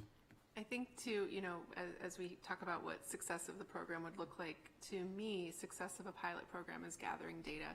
Because as folks have stated, we know that we have one problem, and it's that we don't have the parking supply that we need. That is a known. The rest of these are hypotheticals. And how do you test a hypothetical? You study it. So this, I think, has again been well thought out. And we need, a success for this is data. And so that we can inform future decisions about all of these concerns that we have. So we don't have to sit here and hypothesize and go back and forth and around. We're going to have data moving forward to say, yeah, this is where we're going to put our resources. And, we thought they might have to go over there, but actually they don't. So to me, success for this and why we should support it is that, we're going to get data from it. And parking revenue, it's something that is beneficial, as Councilor Bagley just stated. And again, I'll say it every time when someone says, oh no, I might not take my car downtown. Good. I hope you ride your bike. I hope you get a scooter. I hope you get an e-bike, or I hope you walk, or I hope you carpool, because that is part of the bigger, infrastructure drive that I am passionate about here for many different reasons: climate action, people's health, all the good things. So again, I think this isn't looking to solve everyone's problems. It's looking to gather data so that we can more streamline our efforts moving forward. Councilor Hopkins, Councilor Cook, and then we'll go to, because we can still ask questions after, we'll go to the public hearing. Thank you, Your Honor, and thank you, Councilor Hopkins, for your comments. I think it's really critical to remember that parking programs really drive behavior, and that's the goal, is to shift behavior. I live in one of the neighborhoods that'll be directly impacted by this program. I won't be. I have parking, but I have a lot of neighbors that don't. And we actually have 17 parking spots that are about to come offline in our neighborhood that are vital parking resources for people who do not have parking, many of whom bought their homes before their downtown was really revitalized and before there was a parking challenge. So they never anticipated needing off-street parking. But hopefully this will also shift their behavior, because they will be able to move out of the Parrott Avenue lot and onto the street in front of their homes, where they haven't been able to find parking. And so that'll relieve some pressure. At least that's what I'm hoping to see, and that's the important piece, is collecting this data, being able to see how many residents who currently park all the time at the Parrott Avenue lot suddenly can move in front of their homes instead of parking in the Parrott Avenue lot. And suddenly there's a parking spot that is free to a downtown worker in the Parrott Avenue lot that isn't even part of the 30 cent per hour program that we're setting up on Parrott Avenue. And also then freeing up some space on Parrott Avenue where people have a tendency to park for up to the 72-hour limit. So we can really gauge this by doing a pilot program. And I think it's really important that we do this type of study, but that we do it in a thoughtful, mindful way. I appreciate all the work that's gone into this over the last many months. All right, opening the public hearing. 2 for, against.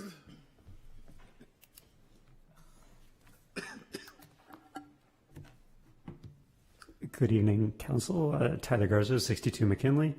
Thank you to the fee committee for taking a strong position on this. As a reminder, the purpose of the RAP is to support development of higher density housing for all socioeconomic groups. Look at what's going on in Dover, high density. It's how towns pay the tax bill. Downtown here is worth $30 million an acre. That's how we pay for things, not by like subdivisions in Elwyn Park. Second, community or civic service is not a precondition of tax benefits, and I'm glad that sort of died out as an idea. And finally, the downtown worker parking program, again, costs about $500,000 a year in tax subsidy. 120 users a day, probably more. I'm not asking for a full stop on this.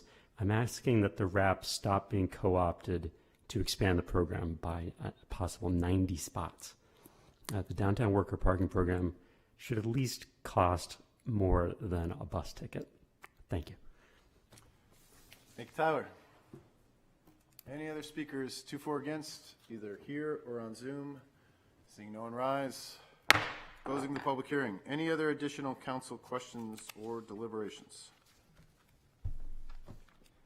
Councilor Boylock. Can anyone describe this parking program concisely in 3 or less lines? To a parker, you know what I mean? I want like like a grandfather is going to go park and he doesn't know the rules, and you got to describe it to him quickly and easily. I would say it would be resident area or resident parking program in areas right next to the downtown where there's a high volume of cars. Yeah, but you know what I mean? It's not, so my point is, this is very confusing, right? It's random streets, there's streets next to some of these streets that aren't included. It's very like, why that street, why not that street? It's just very confusing. I would have to keep this map like almost on my dashboard to be like, am I in this or not? I mean, I grew up here, lived here for 42 years. Making these changes is not gonna be easy. I just think like it's very confusing. I showed this to my parents earlier today, and my mother, who was senior vice president of a Fortune 500 company, was like, "Yeah, this is not easy to understand at all. This is going to cause so much headaches. People getting tickets, all that. It's not worth it. It's not worth it." Councilor Hopkins. I'll take a stab at the few sentences. Residents park for free once they have registered their license plate within the city. Non-residents would pay to park in those same spaces. It will be a license plate enforced system. They don't need kiosks or placards. So once you register, it's just like it is now. Once you register your car as a Portsmouth resident, if someone walks by and they boop, boop, boop, they put that in, oh, nope, that's a free parking person. Oh, nope, that person's from Maine. So it's residents park for free. Non-residents will pay to park in those same areas. It will be signed as to what this is. The goal of all this is opening up spaces in front of people's homes so that they can park where they live. Councilor Bagley. I mean, I think that's the key thing. It's signed. It's a not a right. It's a privilege to be able to drive a car. And if you can't read road signs, then you probably have bigger issues than where to park. All right. Well, without getting, so, Can I get so a Mr. rebuttal? At least, can I clarify? Sure.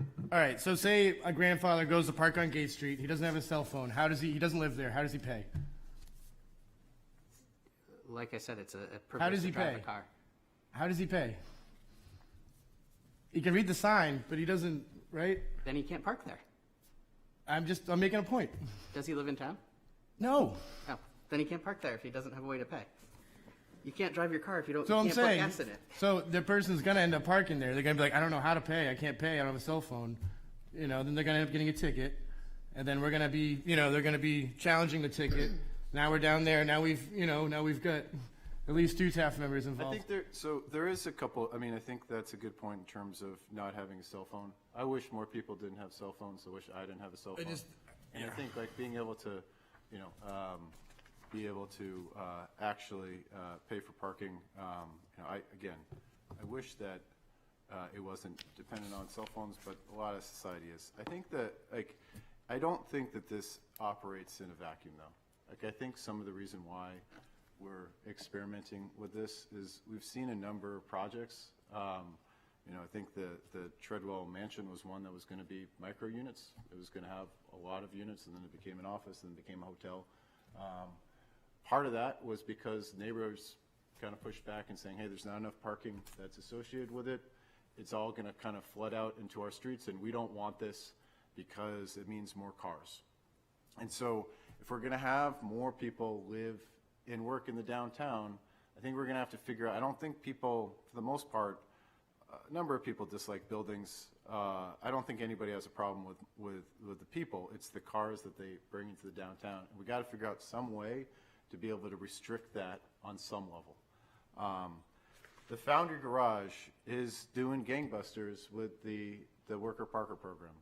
And I disagree with one of the speakers to say co-opting. I want to co-opt this so that workers, until we get enough money to actually get a bus that goes more than 1 hour, 1 hour at a time, it's really difficult to be an hour and a half late for work. Maybe you can be a half hour late for work, but if you're waiting for a bus for another hour, this is not going to cut it. And we're a huge funder of Coast, and we have to think about, can we do this enough until we are getting, public transportation to be the place where we're actually going to need it. We can't hope that everybody is going to be as dedicated on their bike as some in Portsmouth are. Some people aren't able to do that. So that's another it's another big reason. But the Foundry, it's 120 sessions per day. It's not going to last. It can't grow there anymore, so we got to grow it in other places. In terms of what I'd like to learn out of the pilot, I would love to hear how many folks are discouraged from coming downtown and volunteering, going to Little League as a part of that. I would like to see, we have local fees on registration. It's possible that we could have a fee-based system that's equivalent to the local fee that we pay.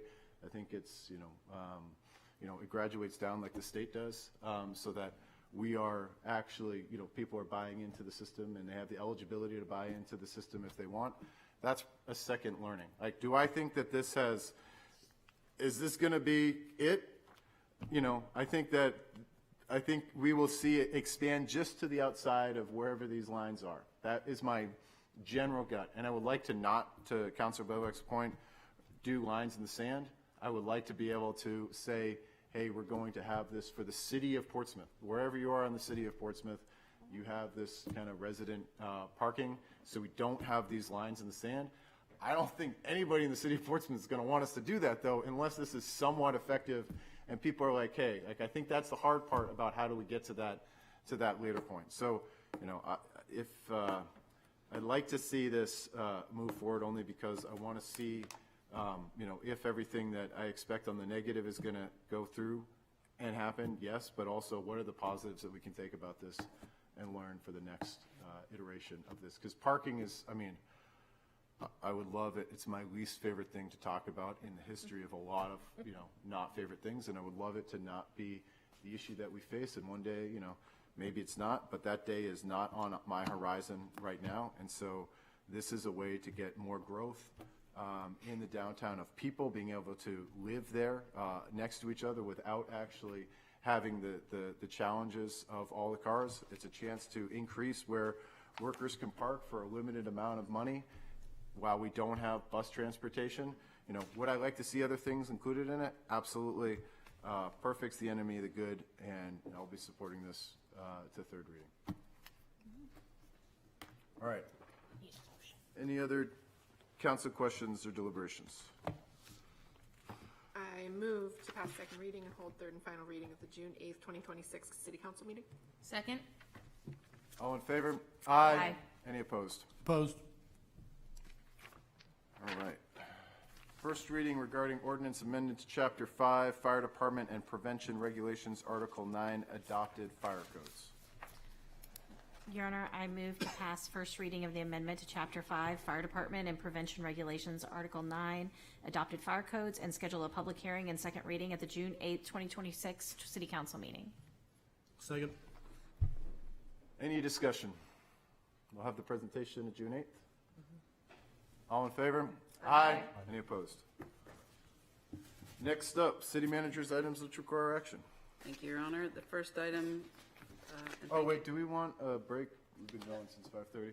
Your Honor, I would say if we're going to take a break, Oh, yeah, what do you guys, okay, yeah, we'll do it right after.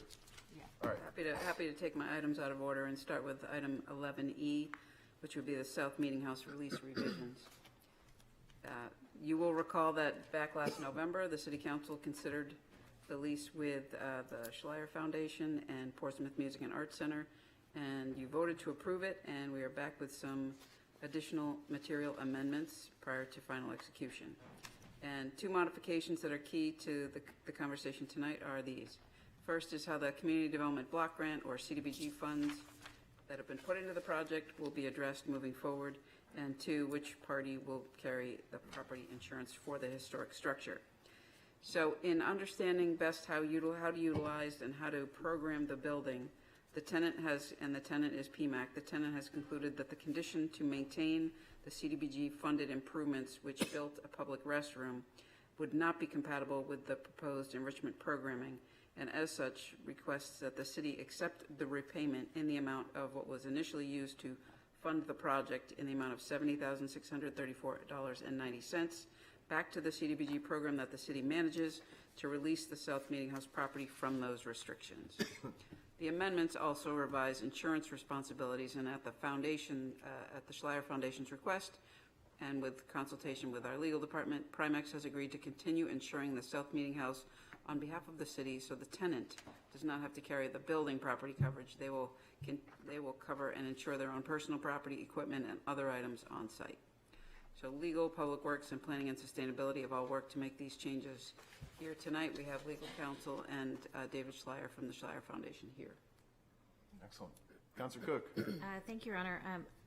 I was excited to see the CDBG funds being returned, and the reason I say this is that while they had been used on this building at some point for a public access restroom, the building has never been accessible to the public since that has happened. So there's no anticipation in the neighborhood that this would be an accessible restroom. It's just the prior tenant had the doors were locked most of the time, so people didn't actually access the building. Even in organizations that were written into the lease as having access didn't have access to the building.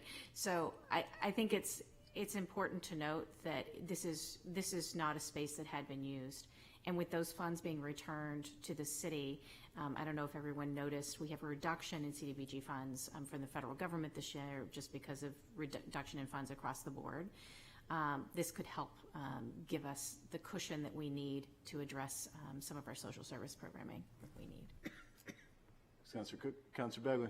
Your Honor, I move to authorize the city manager to accept and approve the revised lease of the South Meeting House with the Schleier Foundation and related sublease to PMAC in substantially similar form to the documents contained in the agenda packet, and accept the payment of $70,634.90 from the Schleier Foundation as repayment of the Community Development Block Grant funds. Second. Councilor Moreau. I guess Councilor Bagley. Moreau first. I guess my question, just around the insurance piece, I know we'll continue to do the building insurance, but I guess I just want to make sure that the liability of anything that happens there wouldn't fall onto our insurance.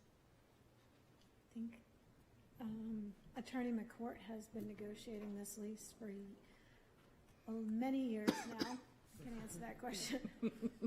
Yeah, thanks for the question. So how this works, and I spoke with the general counsel for Primex, and this is for historic buildings like this that are owned by municipalities. This really isn't an unusual relationship. It can be really hard to insure a building like this, for a private entity like a foundation.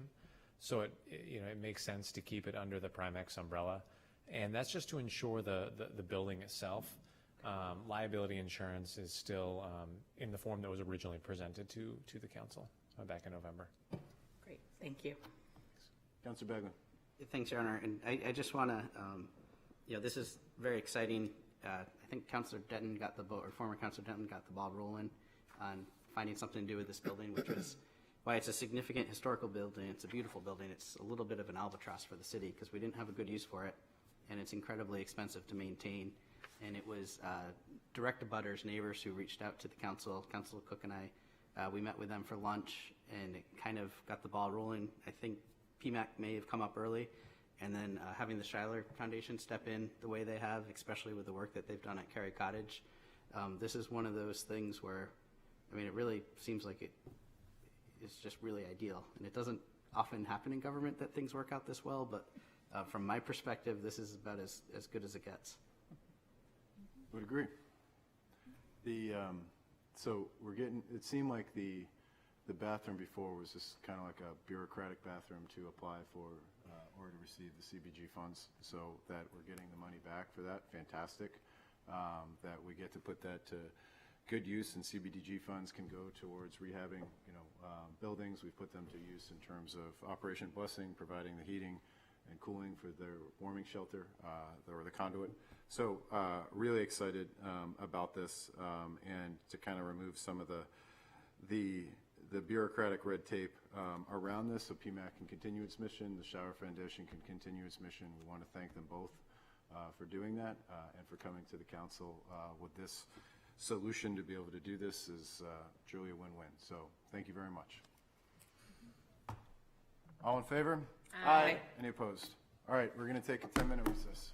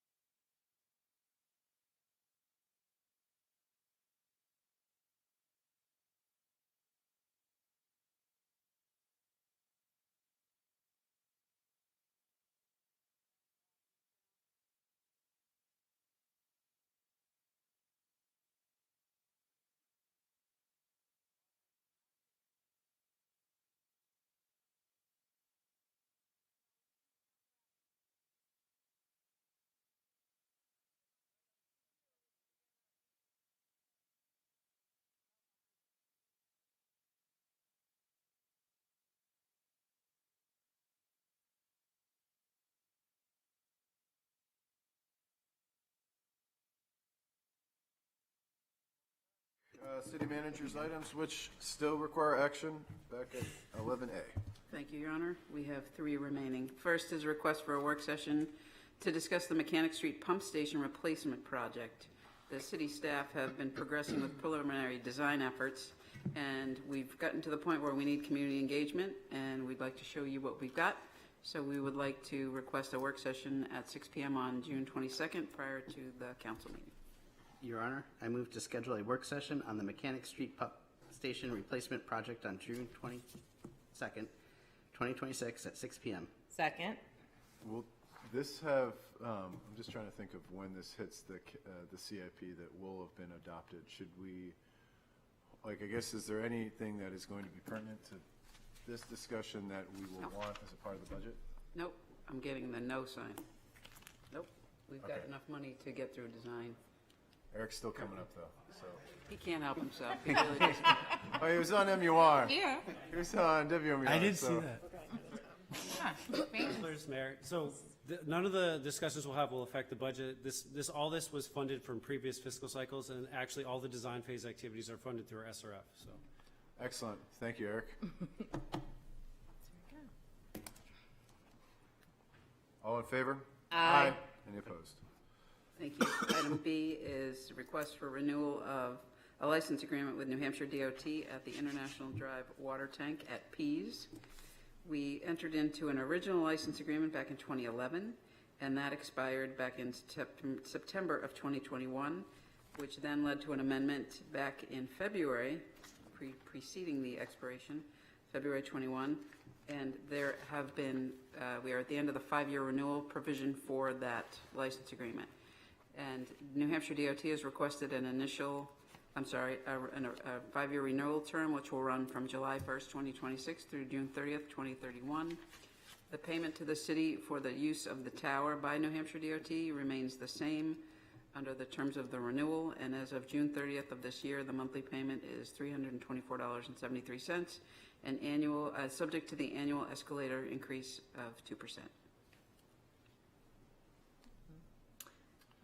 I move to authorize the city manager to execute the International Drive Water Tank License Agreement Renewal with New Hampshire DOT in a form substantially similar to the attached document. Second. Councilor Cook? Thank you, Your Honor. I do have just a few questions about this.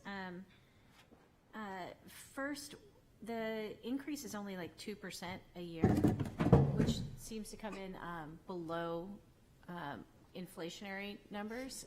Is there a reason why they're only paying us a 2% increase per year? Or is it just traditional in their contracts, or? My understanding is that's what we've historically allowed in these license agreements is 2%. I don't know if Trevor knows. I don't know if that's common in other license agreements throughout the state with other municipalities or jurisdictions.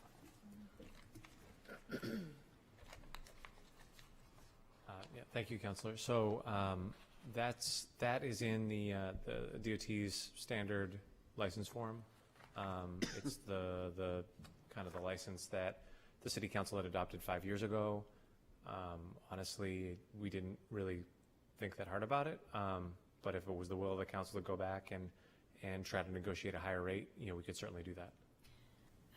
I guess I have a follow-on. Do we have any property that is New Hampshire DOT property that we lease from them, and what rate do they have us pay if we do?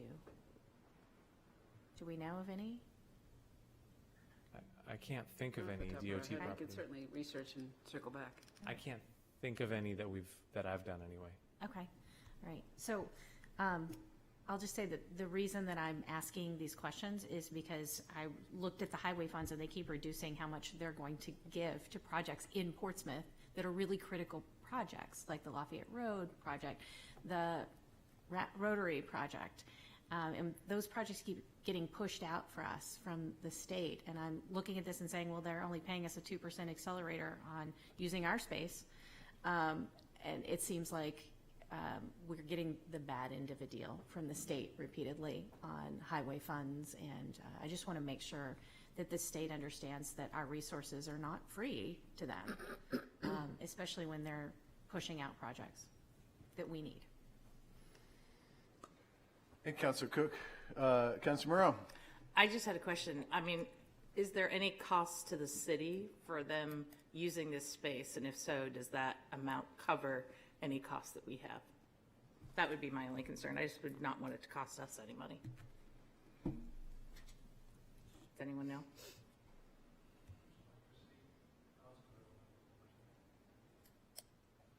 There is some cost in terms of electricity, but I don't know what that cost would be offhand, sorry. I'm hoping it's not more than $300 a month. Hope not. Maybe a way to move forward on this outside of this contract would to have a policy on accelerators in contracts that would be bound to some rate of inflation. This probably worked out well in lower periods of inflation, so we're probably about coming out average over the last, not now, over the last 5 years, but to be able to have it tied either to a COLA or to the market rate of CPI in future contracts, that can be a council rule or policy going forward, but we should probably just execute this contract as it stands. Councilor Cook? Thank you, Your Honor. Yes, I agree because of the timeline that's necessary to meet the executive council's schedule. We do have to move forward with this, but I do think it's really important that in the future we evaluate whether or not these contracts are truly meeting our needs as well. All right, all in favor? Aye. Any opposed? Thank you. The last item under my name is a request for a license and landscape agreement for 175 Fleet Street, known as the Gillies Diner Project. Back in January of this year, the planning board granted site plan approval for the project that describes certain improvements to the buildings on the lot that include an enclosed waste station area for garbage and recycling totes, 2 areas for landscaping, and a bike rack that are located on a portion of city property abutting the Gillies Diner. Use of city property requires a license approval by council, and the attached license sets forth the terms and conditions by which the owner may use the licensed areas. This license carries a 10-year term ending on May 19th, 2036, with an automatic renewal provision for an additional 5-year term if timely notice of renewal is received by the city. And the 3 license areas, A, B, and C, are depicted on the attachment. And the other thing I would want to point out is that the fee for this license is recommended to be the same as the annual fee for dumpsters adopted by the Fee Schedule Study Committee, currently standing at $1,500 annually. This license also includes provisions that make the owner responsible for the installation, upkeep, and maintenance of the plantings and landscaping, including the responsibility to replace said plantings and landscaping that failed to thrive during the term of the license. And Health, Legal, and the Planning and Sustainability Departments have all approved the attached. Your Honor, I move to authorize the city manager to execute and accept the 175 Fleet Street license and landscape agreement in a form similar to attached. Second. Any questions?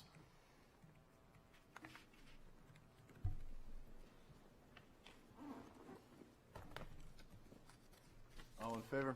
Aye. Any opposed? Thank All right, we're on to the consent agenda. I move to adopt the consent agenda as presented. Second. All in favor? Aye. Any opposed? Email correspondence. Your Honor, I move to accept and place on file. Second.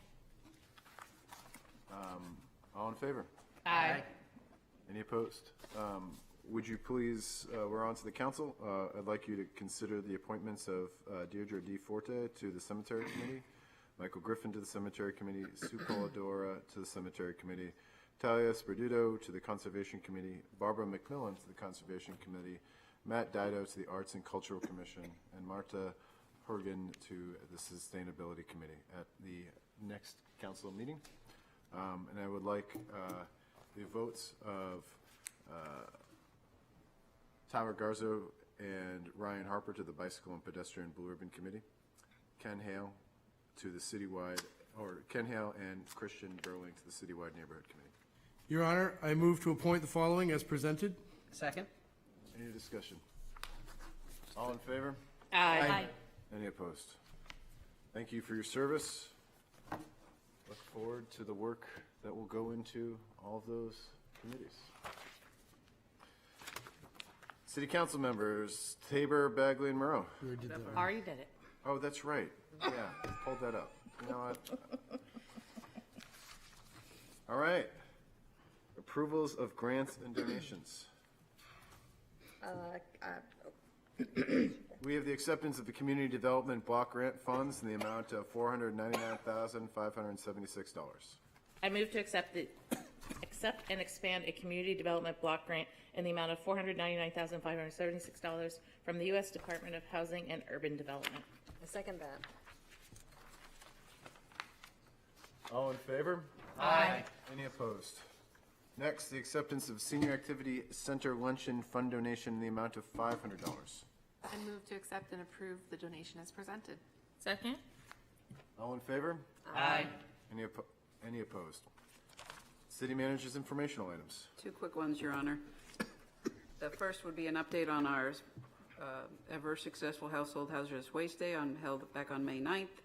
We had a record turnout, and not only does staff help the residents, but they help with the traffic out on Peverly Hill Road, which seemed to go smoothly after the big rush. This year we added allowances for residents of Newcastle, and 45 members of that town attended. And this is the last event to include the town of Greenland residents, as they will be moving to the Exeter event. So just a quick shout out to the many staff that need to staff that event well, along with our vendor. The item B maintains a place in your packet for as long as we're talking about RAP, so I don't need to speak about that. And coming to a council meeting coming up later in the summer will be a formal presentation on the status of the Coakley Landfill Group. But the good news to bring this council and members of the public tonight is that the Governor and Executive Council recently awarded to the Coakley Landfill Group a grant in the amount of $980,000 from New Hampshire DES to design and implement a pilot project to investigate treatment options to reduce or remove PFAS in the surface and groundwater migrating from the site. It is expected that this project will take place over the next 2 years.